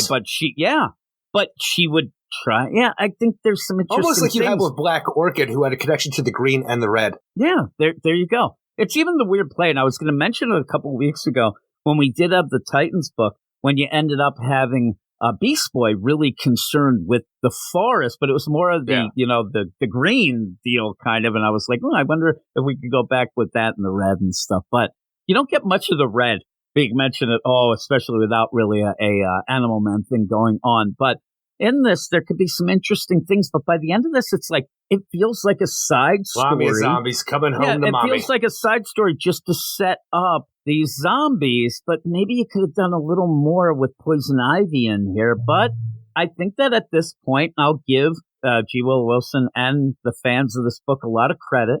They are buying this book. It's selling well enough so that G. Willow Wilson, in my mind, the editors are just going to let her tell whatever, story, where it goes or whatnot. This feels like something that is a little more like involved with G. Willow Wilson, what she wants to do maybe, than that craziness at the beginning where it was just back and forth. But this kind of goes back to that, but it might be, maybe that's a good thing though, because maybe it will go back and tie into things. And I don't know, but it is if that's the direction we go, maybe that's the best part, because that's the part of the series that I liked with where we're going. Once we got past that initial storyline, it all fell apart for me. You're saying when Janet from HR showed up, I know what you're saying, Eric, but that actually is like almost like the vision of when things got wonky, because then you just ended up doing wacky on the road play and whatever. The final issue of that, where the Phalonic Man took all the power away from Poison Ivy and what she was doing, and it was all him the entire time. Like, come on. You're there in Gotham. She's in the swamp, and now we have zombies that are kind of her fault, but they try to get her a little away from it. But we'll see. But I just felt bad for that family. And like Chuck, before, remember, the other people that Poison Ivy ended up killing and things like that, they were assholes, like the Blue Aguave people. Like, how dare they use that Aguave deal? In this, I'm like, poor Chuck. That was just, he actually just passed her in a parking lot. And that's what happens, Eric. That's what happened in parking lots. What would you, and even then, a lot of times I end up getting upset, like, oh, do I need this again or whatever. This actually seemed okay because it does tie well into what we started out. So I didn't think of this as being that crazy that way. Like, oh, look at her doing this or whatever. I just thought it was a little out of place and seemed like we had kind of gotten past it, but we're back. Zombies there. No, I agree. There's a lot of recap to what was going on previously with not a lot of substance. Unless you care about Chuck and, what Poison Ivy's dreaming about, that's the majority of the book. Chuck becomes a zombie, and everybody who's been affected with Lamia, they become Lamia zombies and are making their way to Poison Ivy in Gotham City. But you only need really the last 3 pages for that. Otherwise, it's just some recap of things that didn't feel like they were fully explained previously. Like, you're there and you're reading this and you're like, oh man, Chuck, like and then you have that, why do you have a page where it's like, oh my God, I don't know where my Chuck is. He has to be, he probably didn't have a heart attack or fall, because then they would have found his dead body. Don't you talk about it. Like, it gets really odd there. Like, it does. I don't know that I need that. I think that's when I was like, I don't feel right. This doesn't feel good, and I don't like it. But 5 out of 10. 5 out of 10 for me. Just straight up 5 out of 10. It would have served better, like I said, as like a... There's some cool ideas that could come from it, but right now, this issue just didn't do it for me overall, but I did enjoy the art. An annual story that you go, the art's pretty horrific. But some of it's just this odd... It's a weird combo of slice of life, zombie. All right, you're doing it. But I want a slice of Ivy's life, but I get Chuck, who Poison Ivy doesn't quite remember. And I understand where G. Willow is coming for it, because they're trying to show the ramifications of Ivy's actions, but it doesn't make for an interesting issue in my mind. Yeah, you really do. You want to slice the life of Ivy, but you leave her behind. Ooh. And then Chuck's like, go to your mushroom. That's what he said to the kids. Is he working with you? Your head. It was. They're like, hey, I'm trying desperately to think like, hey, are you done with your STEM studies? Isn't that like some sort of curriculum that the kids do, the STEM stuff? I hear that being said. Stems? I hear that around the house a lot, but that might be like, man, got too many stems and seeds. Eric, what are we finishing up with? The Joker, the man who stopped laughing, number 12, the finale. Written by Matthew Rosenberg with art by Carmine D.G. Domenico, Romeo Fajardo Jr., and Tom Napolitano. It turns out that the faux Joker, he's a little upset now that he knows that he's not the Joker, because whenever anybody looks at him, they just see the Joker. But you know what? He has a way to rectify in this by getting his old buddy Red Hood on his side to kill the real Joker. That's what we have for our finale. And what we get with that is the War of the Jokers. The War of the Jokers. This is a year-long story. We have 12 issues. I can't say that it was worth anything. I'm mad that we ended up reading it. You ended up having backups throughout the whole time that were bullshit. Now They we're were telling bullshit. we have extra size deal. He still can't tell a story, and this was an overpriced book. This is one of the most expensive books that DC was putting out each month. This was a bullshit story. I don't care, Vendetta, whatever. This guy sucks, and he never had an idea of what the story was. You end up where he had 12 issues, and then suddenly it's like, oh shit, I got to end this? Let's just do bullshit. And the stuff that you even sent.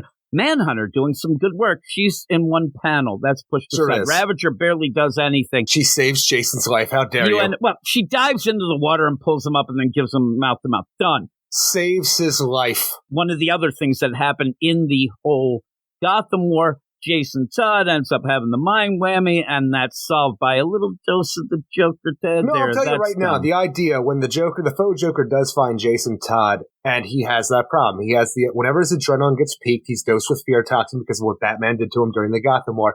When the faux Joker finds him and sprays him with just a little bit of Joker toxin and tells him, your system's going to counteract this because since it's just a little bit, it'll be able to pretty much cure you of the fear toxin that you have, but also not make you a Jokerized as well.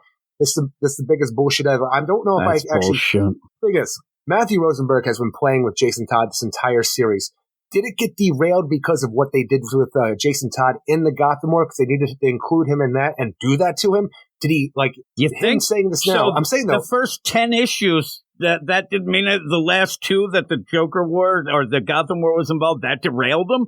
He was doing shit. The whole time we had Jason's going to get arrested for 7 issues. He's still doing stuff with Jason Todd. He wanted to have Jason Todd here, but he has to cure him of what happened to him in the Gotham War. It is the weakest part of this, but is it his fault because it wasn't out of his control? Oh, that I don't completely blame. I think that they told him. Editorial said you have to, or they actually. This sucks. But this explanation sucks. The thing, though, is he wants to end with Jason Todd. The only way you can is by curing him. So it could be both are at fault, but just the idea that through this whole series, Jason Todd, he killed Clayface where they thought he was the Joker and then he was in a holding cell. Then he's done nothing. He's just been there for dribs and drabs, not ever really seemingly going towards anything till the end where, hey, I got to cure you so you can kill the Joker, but then gets tangled up in nonsense too, just to have this big fight at the end.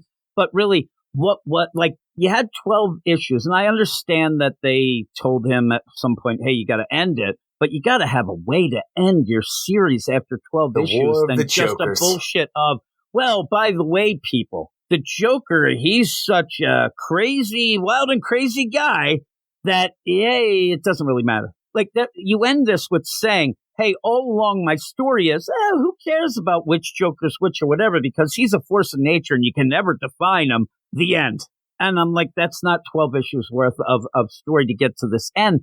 This really ends up being one of those books that I'm going to say 15 years from now, this was bullshit. You didn't get anything from it. It's not bad by the end of my mind. It's just even the idea that you're not sure who, which Joker might have walked away at the end because one definitely did die, one definitely did live. You're not given the answer to who is who. It doesn't matter because at this point in time, they are both the Joker. Even Johan, for who he is definitely still the Joker for everything he knows for some reason and what was done to him by the Joker. But that's the problem the worst part of, though, is going back issues ago, well before Night Terrors, when Solomon Grundy saved the faux Joker's life, and they said, we're alike because you're dead. I want to know what the fuck that means. I always go back to that in my mind. He says here that he's alive, Eric. I know, but what did Solomon Grundy know about? I don't think he had any idea. I don't think he ever had a plan. I'm like, what does that mean? You're dead as well? Matthew Rosenberg, just think of, Task Force Z. That goes on. It ends up by the 12th. He had no idea what was at the end. That book completely changed to not even look anything like how it started and didn't have a story. And now nobody even cares. Everybody pushes it aside. Now, this is another one of these things. 12 issues and you never told a story. I didn't hate all of Task Force Z, though. Yeah, but how it ended? Tell me how great. It ended up about issue 8. It all got wacky. And then all of a sudden you got Gotham. No, once Gotham became the fake Bane, that was the problem with the entire thing by the end. The whole thing fell apart. And so you have this. And then also the competing government against the Task Force Z and what was going on with the Lazarus resin. It didn't work out, but there was a lot of fun moments to be had. And there's half the series. But that's half a series. I'm talking about you got to have a story. And he keeps doing this. That 12 issues was one long story. You didn't really veer off. Same with this one. By the end, he didn't even have an ending. He didn't even have things to tie in. At one point, like you said, Solomon Grundy goes, I am alive. The end.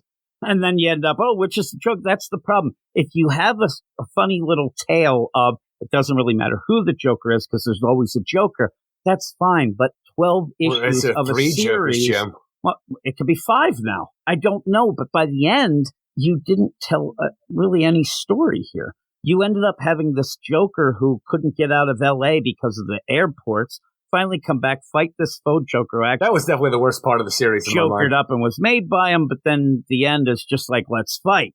And then let's get along, let's fight. There's some fun things here, but it's not anything that, is a finale to a 12-issue series. The Joker versus the faux Joker for our finale, and where you have the faux Joker set up on a train full of Joker toxin that's going to ram its way into Gotham Central Station and explode all the Joker toxin, just bombing the city with that. You also have the real Joker coming in on a Joker blimp who's coming down to bomb the shit out of the faux Joker. You have this fight going on here. I still think that the action in this is higher stakes and bigger drama than what we had in Shazam. I think it's too much because it's silly to say, but nothing's going to come from it because it's just a bullshit book that nobody cares about. Now, I'll tell you this, with the idea that, Batman is led away by the Red Hood to, pretty much given a sacrificial lamb to keep him out of the Joker and Red Hood's business of killing the actual Joker. He's given one of the Joker's goons, who was just a kid at this point. So he's going to be off while Red Hood and the Why doesn't Joker... Batman react to the idea of, wait a second, why are you doing this? You should be mind whammied and I don't like you and you came back from, the whole deal. But yet you are referencing the idea this happens after Gotham, where it's a weird play. But and Batman isn't able to be, again, it's synergy with books, but you can't really get a hold of Batman right now. He's down low and things like that. So that even felt fudge. But I don't get too caught up in the between books things at points, and that's okay. But it just felt weird that he called Batman. At one point, he is desperately trying to get a hold of anybody, and he couldn't. But it just felt odd. It felt odd. That whole play, I don't know. When you have the idea of Jason Todd is the hero of the book, he's willing to sacrifice himself here, like he did at the end of Gotham, where he survives both. Spoiler alert! But when you have the idea where he is flying the blimp, he's going to try to stop the train, right? He's contacting Batman, who can't get there in time to do anything. So Jason Todd is willing to take the hero's death in this whole thing. How do I stop this train without dispersing the Joker toxin? We could do fire, but fire's not going to get off it. We could do water, but then there will also be, what about fire and water? When you say this, it gets back to the idea of the Joker curing the fear toxin Jason with a little bit of joke. I'm like, so I'm going to crash this blimp full of bombs into the train that's going to go into the water, and that's going to save us from the Joker toxin. I'm like, that's a little much. It's a little much, but if you think about it, I don't think it's played out well. But I'll tell you what it is you end up blowing up with fire, then it gets dispersed in the atmosphere. If you end up hitting the water, then it poisons the well. You have the classic Joker in the deal. If you end up, they didn't play it out well, but if you end up blowing it up right before it hits the water, it disperses, it blows up the toxin and then immediately puts out the fire. The toxin's not there anymore because it's on fire. It puts out the fire. Boom. You don't have either. It didn't play out well because all he said was, fire and water, let's go. But he said that. I'm it somewhat makes sense if you think about it. If you can get it really to the exact degree of it, fire and then goes out. With what we have for our understanding of Batman's fire and water, and Jason's like, why don't I do both? And it's just an explosion that lands in the water. I thought he was just going to eat a lot of tacos or something, the way he was yelling. But even then, like you said, I thought at the first bit of that's a lot of bullshit, but it does make sense, but it's not really played out well. It's not played out so well of that, but you got that. I can make it work way more than Jason being cured by a little bit of Joker toxin, but it's still a little far-fetched for me. When we talk about, is it in fact, did Matthew Rosenberg need Jason to be cured, and that's why they allowed him, or they wanted him to get cured, so then he plays us in. But that's the other thing. Again, I said the synergy of books, whatever. But you have to reference that because it gets so big that there's no way in hell that Batman doesn't show up. Then he has to kind of fudge that in that play. That's what kind of got me. The idea, I'm going to save this one kid, and that's why Batman can't make it here, because he would really fudge up the works here. You want Jason Todd to be it. It works out, but it's still, it's very... It's a lot Jason of things being fudged at the end of a series that really never had a story, and that's what gets me mad. You have to fudge, and then Solomon Grundy, that thing should have just been left aside, and maybe you can get back to that some other how. Solomon Grundy just say, me am alive. I'm like, what are you doing? What are you doing? When Jason Todd, though, is foiled once again because he's only here to kill the Joker. That's why he's working with the faux Joker once he understands this isn't the real Joker. He's a victim just like Jason Todd, so that's why he's willing to work with this psychopath as well. The idea that he's foiled once again from being a villain by murdering, by having to be a hero, I think does wonders for the character as well, just like it did for Gotham War. Not a great ending for Gotham War. This actually works out better in my mind for what he's willing to do because he wants so desperately to kill the Joker, but he's such a hero that he has to be able to do, like he's not able to do this because he has to do the right thing, the better thing. Here's my big thing of it. Again, we had the 3 Jokers. He killed a Joker in that. We've gotten to this point where if you are this character that you love, they only tell one story. We talked about it all along. He's running around with, the crowbars, and they're doing this. That's why I was happy with him in the Gotham War, because it seemed like he was finally going to get, maybe some Scarecrow action going on and away from the Joker. You just want him to be, obsessed with something, but when you have this and what you're... Just away from the Joker, that's all I want. Jason Todd, and you're happy, because I get it. You want to like something. You actually are a hopeful guy, and we talked about this last week. So when you go with the, well, at least Jason ends up, but again, it's the surface level bullshit of, they even have it referenced in Batman.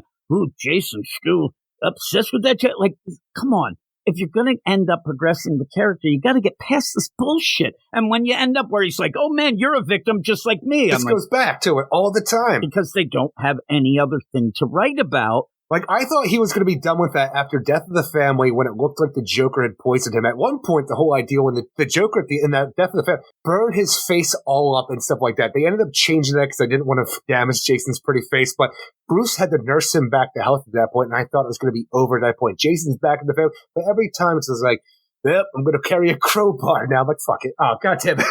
If there was something going on here and Matthew Rosenberg had any lick of talent, you... like one thing really big here, you could have ended this and twisted around. You don't need Batman. I know that he would show up if this is going on, but he's down low. I don't need Batman. I got Red Hood. Center on Red Hood and his new team of Ravager and Manhunter. You can have a new Outlaws team. Yeah. But we're not going to get it. They end up like, this is done. Matthew Rosenberg has failed, and we do have coming up a Jason Todd book coming out. Thank God it's not Matthew Rosenberg, but unfortunately it's back to the Hill shit that we had before, that we ended the New 52 deal, and we're going to go back to that you hated. I look back at the reviews of that.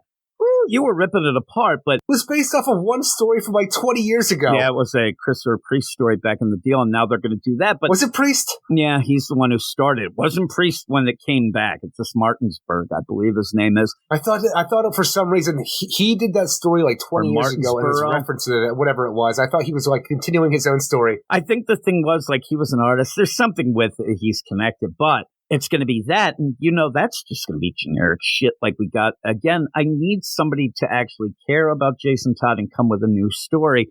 It's just that every time we get these things, they keep failing. And I don't know, this was 12 issues.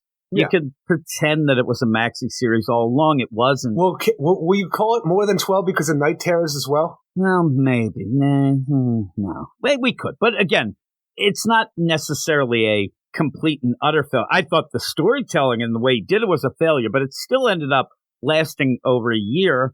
So maybe you're not ruining the idea of, Jason Todd can't sell a book, because it was supposed to be a Joker book. But now we've had 2 Joker books that you got to write good stories. You can't just rely on the Joker being the deal. It's not working, and it's oversaturated. It's oversaturated. But at least, unlike the first Joker book, which had every opportunity, this book comes with its finale and says, I think he would taste funny. Yeah, I saw that. I'm like, I know Eric's going to bring this up because he ended up saying, you're going to eat me? I think I taste funny. Are you with the idea? It's actually thrown in like he had these jokes on cue cards, and he had him waiting for him, and he had to throw it in. With the Sawyer family that we had in the Joker back in the original Joker series. Yeah, it would have been so good. They're going to eat him. This is the thing. This is how it plays out. Well, I didn't have it all planned out, but I thought maybe we kill him and eat him to take all his powers. Take his power, yeah. What? What? You're worried he's going to taste funny? That is a lame setup to get to the punchline that he wanted to do. It would have been way better with the Sawyers. They were terrible. Would have made, when I saw that, I'm like, oh, here we go. I can't actually remember what the family was called. I just called them the Sawyers because that's what they were in Texas Chainsaw Massacre. Now you say that, it's probably from you mentioning it. I think his first name was Sawyer. Yeah. It was like they were giving a lot of shout-outs to that. But with all that going on, though, it just ends, again, you end up where it's the Joker doing the narration, talking about the idea of a punchline, the idea of the anticipation, the setup, and then Matthew Rosenberg at the end, like maybe to me, maybe to a bunch of people because this book was canceled, but saying basically, hey, if you like the lame punchline of the joke, then you're not as good as me because I like the setup and the progression more. And so I'm not going to give you anything at the end, and then tries to tell a joke at the end. If you really want to know what happened, here you go, and it's the end. You get to that deal, and I'm like, go fuck yourself. The Joker is alive, and the faux Joker is dead. That's all you need to know. And I say the faux Joker because you don't know which one is. It's just at the end, the Joker is still alive. That's my biggest problem here is, legitimately, it doesn't matter. It really doesn't matter because of who he is. It doesn't matter. You're right. Matter. This is a Jason Todd story. So Jason Todd disappeared for like 7 issues, so I wouldn't say that either. And then it was a Manhunter story, but then she's barely touched on at the end. How do I take this story, this entire story, right? Get rid of those LAX issues. That's where you take it. I'm saying though, there's 2. I think it was 2 issues of like Joker in LA trying to get out. I can't get to LAX. I think it might have been 3, but that's okay. Well, maybe 3, 2 or 3. How do I take those and take all the good Manhunter parts, but leave the rest behind? Because I like Manhunter's inclusion in those stories. The rest of it was garbage, though, and I like Manhunter coming here to take on the Joker again and teaming up with Ravager and Red Hood. That team sounds excellent to me. Again, by the end, Manhunter has one panel. Hey, Jason's down there. In the finale, where you would be focusing and showcasing the things that you thought were important that might carry on or things that really had weight to it, Manhunter's not included. So, boom. And then Ravager just jumps in the water and pulls him out. But in this is the end.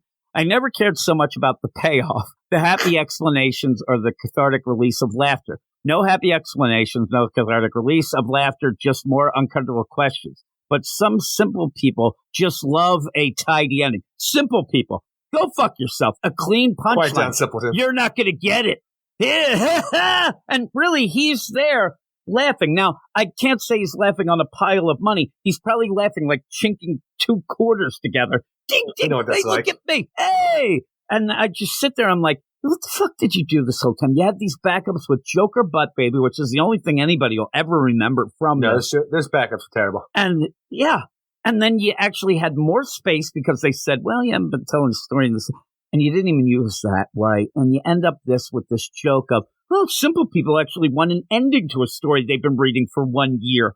Oh, simple people want the most expensive book that DC puts out pretty much of a monthly kind of just story here. And they want actually something. Yeah, the joke is on us for actually paying attention and thinking this was going to end up with any sort of resolution or any sort of good story. This guy keeps doing it. He's terrible. I hope he just disappears. Disappears from the face of the earth there. This guy is awful. This is now like the 7th book of his that I've read, and he's done the same bullshit at the end where he had no story. Yeah. Even Marvel, that's where I started out with it. Had a lot of hopes for him there, but no, didn't come through. But what were you going to say? You're going to try to... the thing is, when the Jokers are on the train and they get derailed because of Jason Todd and then jump into the water... This whole story was derailed there. Everything explodes and they're fine. When they jump into the water, why are they all burned up in the water? Was it just a fire on the top that was burning them? Because it just seems weird. Yeah, like almost like you're almost playing like oil slick. Yeah, maybe. I don't know. It was just weird for me because I'm looking at them trying to figure out who's who, but they're both kind of burning at one point. And like even the explanation when they jump in, because the chaotic nature of the Joker we have here, faux Joker wants to kill real Joker, right? They end up fighting each other to the point where like, hey, why are we fighting? Why don't you just go do your thing? I'll do my thing. Exactly. The Joker's a fucking badass. Let's franchise. Exactly. And to the point then where they're like, oh my God, the train's about to fucking explode. Let's jump off here. They both jump into the water. And the one guy comes up like, you fools, wait till I find. And then another Joker comes up and starts stabbing him to death. It's this back and forth, this chaotic nature to the point where the victor comes out with the severed Joker's head. It doesn't matter. I'm alive. I'm the Joker. And I'm like, I get that. But I'm like, what was that at the end where everybody's just set on fire, burned terribly? I'm like, you just like, you look terrible now, Joker, whoever you may be. It's the idea they're fighting. And then Matthew Rosenberg has to play his games where, ooh, they're not, I don't want them to know which one won, so I have to burn off all their clothes and make them horrifically burned scarred, so you can't say, oh, I see that guy there, that was the foe, that was the real, so he's playing this game. So that's all it is. That's all the reason for that. And then he's like, sexy from the neck down.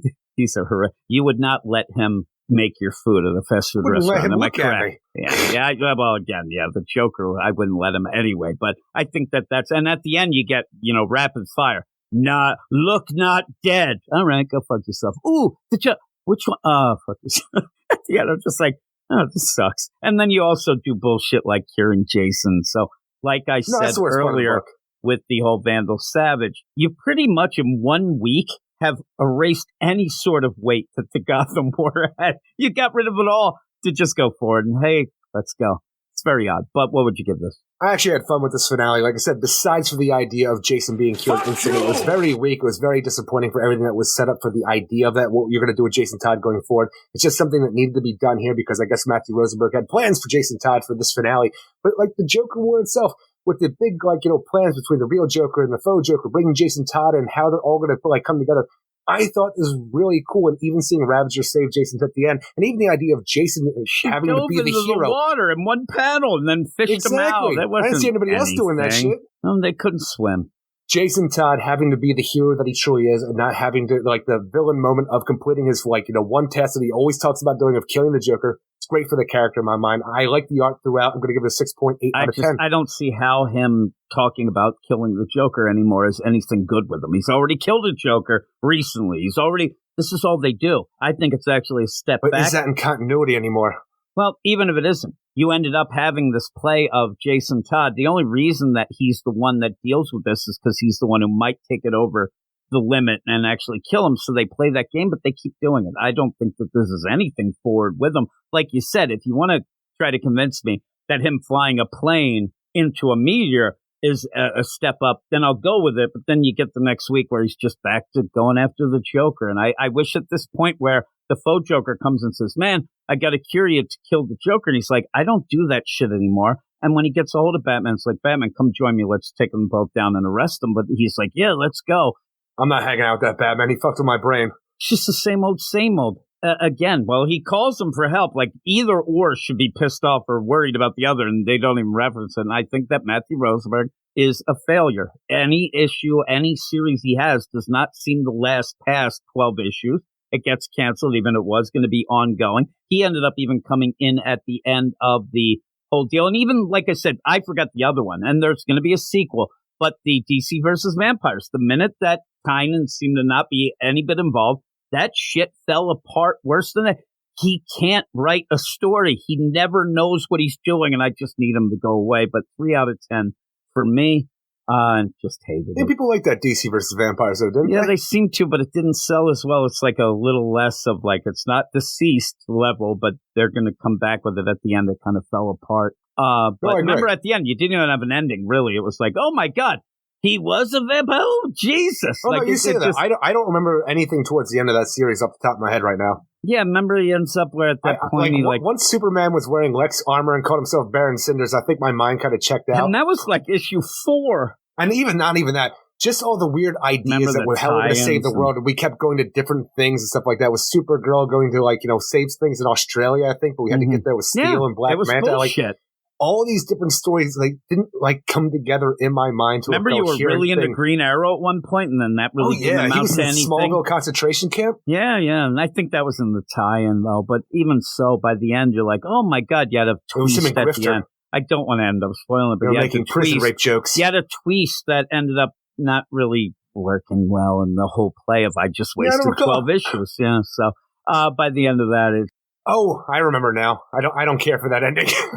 I'm saying all the time where you're doing these, even if it's a set 12 issues, talked about you can't do it. That's where Barbara became the vampire queen, right? Exactly. I didn't want to but that's what happened. We talked about all of it, though. I know, but I'm saying if somebody just tuned in and they haven't read it, I know it's from a while back and we spoil things. But yeah, so you go through that whole deal and you're set one way, and then at the end he thinks he's clever by oh, everything you saw before, bullshit, vampire queen, boom. And I'm like, what? And then that ending sucks. When I ended up reading the Marvel stuff, when I first jumped on, I really liked the first couple issues of his Multiple Man deal. That fell apart, made no sense by the end. he did an X-Men deal that was actually decent enough. That actually was right before the Hickman stuff that was okay. But most of the things that I've read from the guy always end, not even a thud. They end with a disaster. This one, he's trying to do things that was canceled. I get it, but I don't think he really ever had any of a real solid story in his mind, and it shows here. But what is your book of the week? My book of the week is going to surprise you, Jim. It's The Joker, The Man Who Stopped Laughing, number 12. It's going to anger me. That's what it's going to be. Yeah, I might anger you. I think that mine was Shazam. This was a down week. This was a down. Mine was a 7. Yours is 6-8 for the book of the week.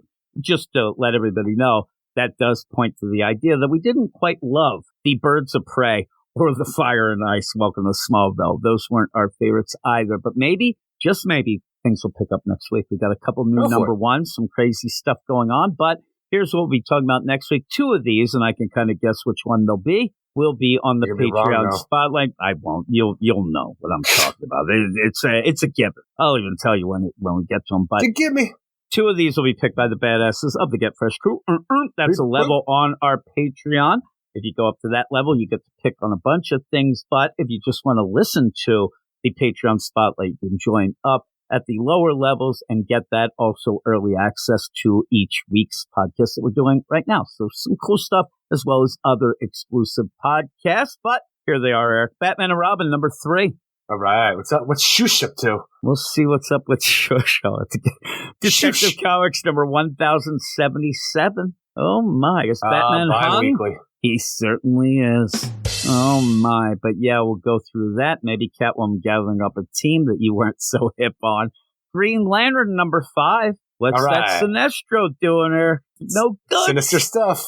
Same Sinestro. I'm looking forward to that. That's if we talk, that's not my book because Green Lantern stuff's typically your things, but I am enjoying that. But then we get the first of what will be on the spotlight. Outsiders number 1. It's by Lansing and Kelly. Not my favorite. Hopefully this will work out. I do have the solicit to read you, just so you know and everybody knows what it is. Never the End. A universe of secrets is about to come to light. Batman protects Gotham City from evil. Batman Inc. protects the rest of the known world. Do they? But what of the unknown world? What of the ancient evils in hidden tombs and forgotten tragedies from a magic and mad science-fueled superheroic century? This is why I wanted to read it to you. Using his fortune... When you said century, is that with a C or an S? How are you saying that? That is with a C. Okay. Say that again. Superheroic century. I'm telling you, it makes sense. But what of the unknown world? What of the ancient evils in hidden tombs and forgotten tragedies from a magic and mad science-fueled superheroic century? A lot of words there, Eric. It is. So then, are people going to get mad at this next sentence, or are you going to steer them a different way? Using his fortune, Luke Fox launches a new organization. Now, some people are going to say, that's Batman's money. But Luke has some money as well. He also Luke has his own Fox Tech money. I think that a lot of people at first are going to think they're talking about Batman's money. He's going to start a new organization. I think Lucius is a part of that now, too, so you could technically say he might be taking some of Bruce's money from... it might be a little Bruce's money. But what we had here is that he had his own money before that in his own company. Is that one of the biggest... people talk about character assassination and things like that. Lucius has become not just the money, because he actually was given to it by... But boy, everything he's done, why didn't he immediately buy the mansion and just have it on hold for when Bruce comes back? That would have been like you used to say, giving him a solid, Eric. And he doing him a solid. Say it right. Giving him a solid. Using his fortune, he's going to make this organization dedicated to shining light in the world's darkest corners. Look, you say this. This is what his thing should have been in that weekly Harley book when he was putting together a team. This seems exactly like that, and it seems like it could be really cool. Kind of maybe, but I hope they mean shining the light is that every issue's cover has a darkness with the bat suit, the Batwing suit. That was so cool back in the New 52. Every cover had a dark background and his Batwing suit glowing. His first recruit, Kate Kane, the Batwoman, who will re-embrace her military background to protect Luke's dream and encounter every bit of strangeness the DCU has to offer. This also has a tinge to that, remember Dark Universe book that Tynan was going to end up doing way back? That they, this is weird. But also it works out because Kate really just always works with does monster stuff and magical stuff as opposed to Batman. Remember that crazy team she had? That's pretty cool. Oh yeah, the Unknowns. Ragman, maybe Ragman will show up. And just wait until you meet the third man. Oh, and that's the weird. It says, and just wait until you meet the third man. I'm like, oh, well, but that's in capitals, so that must be his name. I'm like, I don't love that name. Or learn what universe-shattering secret they've discovered buried under Antarctica. Outsiders is the return of comic book archaeology, digging into the forgotten corners of DC's history to preserve, record, and better understand the true nature of the DC multiverse and the forgotten stories that make up its fabric. And that's one of the things that people kind of I'm not a huge about. Outsiders guy, but it sounds like it could be a really cool series overall. It might. Lansing and Kelly suck, so I'm not expecting it, but that's fine. And that's the thing. That solicit really feels like it could be exciting. Oh, yeah, and big. And they are boring. Everything that I've read from them in the past 2 to 3 years has been boring as shit and gets canceled immediately. So we'll see. We'll see. Hopefully this will be their thing. Next book that'll be on the Patreon Spotlight, Speed Force #1. That is coming out from Jarrett Williams. Jarrett Williams. That too. You like Jarrett Williams, right? I don't know that person. I think he's only written 3 comic books, and most of them seem to be Rick and Morty stuff, so I'm worried there. Wallace West and Avery Ho, the young speedsters, have been Teen Titans, Justice Leaguers, and above all, members of the Flash family. Has Avery been Teen Titans? That's what they're saying. As they become aware of mysterious changes happening to the Speed Force, they race to Keystone City, where they encounter old friends, new threats, and a chance to forge their own path. Spinning out of the pages of The Flash, the team of Jarrett Williams, Super Pro KO and Rick and Morty, and Danielle D. Nuquiello, Nightwing, Mighty Morphin Power Rangers, brings the next generation. So Speedsters, end of the dawn of DC, just to let everybody know. The Speed Force, I believe, is a 6-issue mini, and The Outsiders is a 12-issue maxi series. So that seems I look forward to Wallace West because I love his kid Flash. I do too. Avery Ho just feels like a weird addition to the Speed family. Call her? Avery Ho? When we have that, she never feels like she fits in. Even the idea that she's part of the Justice League of China always felt like she was just shoehorned into there because she was an American Chinese or Chinese American speedster, and it just never felt right. So hopefully they're able to do something with the character that makes you say, yeah, definitely should be a part of the team. Or it's just going to kind of deal with the idea of her feeling like she's not part of the team. We'll have to see. We'll have to see what it is. I read the preview, a little wacky, Eric. A lot of, hey there, fellow kids talk is what I saw in that, but maybe it'll work out. You got to read it, Dale. At one point, I'll wait till next week. They might think that saying something, man, that's fire. There might be a trademark on that now because they're like, man, that's flames. I'm like, I don't know. Maybe some youngsters will say that that's the deal. It didn't feel right to me. Vigil number 6. It ends that slaps right in the ass, right out the door, Eric. Oh no, it's washed. And we like the Vigil at first. That's one of those deals, and a lot of the I wanted to call it New Age of Heroes. Now I forgot the We Are Legends. We Are Legends books. They did kind of get wonky by the end. And Ram V. I mean, seriously, telling Ram V to write a set 6-issue miniseries is like telling a gazelle it can't run, Eric. You can't do it to the guy. He's never going to follow those rules, right? Because I think that he was waiting for them to, again, extend it to 10. Like, hey, have some more. They did not, Eric. It's going to end. Never the end. He did say on Twitter, I saw, I think it was, I can't remember the deal. He ended up saying it will continue at some point, but they showed up like weird ways in hey, there's a panel of detective. That's the only way it does. It's going to end up, if you ask me, wordplay here, Eric. It's not really wordplay. It's going to be when Tom Taylor's got the Revolutionaries in one issue or whatever. That's what we'll probably get from the Vigil. See wordplay. Are you trying to tell me that I'm never going to get the Vigil versus Stormwatch? No, I don't think you will. But versus the Revolutionaries, maybe. And then also add all the teams. Then get the Outsiders in. They'll be there too. And then Doom Patrol. Wesley Dodds, the Sandman number 2. You said you were looking forward to. You scared me when you said, and then Doom Patrol. I'm like, I thought the series was over. I got you. Over, all right. The Wesley Dodds Sandman, it's one of those where if it was me just buying stuff, and I'm cheap, but the thing would be like, oh, that was a cool one shot, that one. But we're continuing. Number 2. I didn't hate it. I just didn't.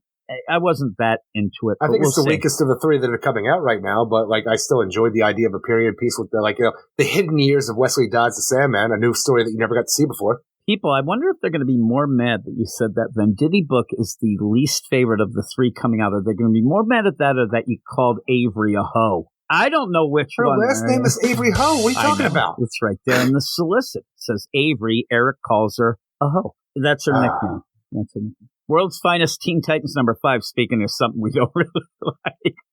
It's almost over. Yeah, that book is odd. It's such an odd, that book seems like it's tailor-made to just have some fun, which Mark Waid seems to want to have, but in that it just doesn't play out well. Look, at this point in time, I just look forward to more Mal Duncan and Bumblebee. They were the best part of last issue. They were pretty good. They are, and so it should be, because he took up the Guardian deal. We'll see what goes on, and maybe that'll play out very well. We have to see what's going on with the Terror Titans. Yeah, oh, yeah. Yeah, I forgot all about that. Terror Titans. Get out of town. But that's that. That's what we talk about, and I do think it'll be Speed Force and Outsiders. I could bet your life on it, Eric. I will do that. No. You might be dead. But in all that, I hope everybody enjoyed listening to the podcast. Thanks again to TJ for mailing in. Check all the show notes to all the links, including going to our Patreon to help us out for all the nonsense we do here. But you get a lot of exclusive podcasts over there. Stuff with me and Eric, but stuff with a bunch of the Get Fresh crew. A lot of the people who ended up helping me out while Eric stepped away for a bit. So if you like hearing that and like the, hey, what's up with Simon? Well, me and Simon ended up doing a Hellboy podcast. Take that, Eric. But yeah, a lot of them. And we also have a clever name? The Hellboy Reading Club podcast. Yeah. That's what it's called. Where's the clever names at? Where's Weird Out Loud? It's right in the trash can. That's great. Yeah, you say that. We have an event crisis podcast that I call the Comic Book Crisis Power Hour. The worst deal. Nobody knows what the hell that thing is. I like it, though. I like it, too. I'm just always pissed off when it's not an hour. That is true. It's usually about 40 minutes, so it doesn't work. I sit there and I'm like, this is bullshit. You look at it like, you're never going to listen, but you look at it like, that's 46 minutes. That's bullshit. But that's more of like a Saturday morning I love type that name. idea. But I end up where... It's like the Shazam's ISIS Power Hour. If I tell people about it, though, I always have to explain what it is. I'm like, this name... But yeah, most of the things are reading clubs. We also have like a Oblivion Song Reading Club podcast. I also do a Mark Miller World, all of his books, Reading Club podcast. It's a lot Miller of time. Stuff like that. It is Miller time. There you go. But there's a bunch of things. Check it out. Go. And if you want to check it out fully, you can get a free 7-day free trial. Just actually listen to some of the things and decide if you want to be involved. So that's that. Thanks, everybody, again, for listening. Thanks for joining me, Eric. And what do we say at the end? You're welcome. Everybody have a great week. Keep it weird. And we'll see you in 7. See you in 7. You are all weirdos. Weird science is the revolution. Weird science is the revolution. Lightning!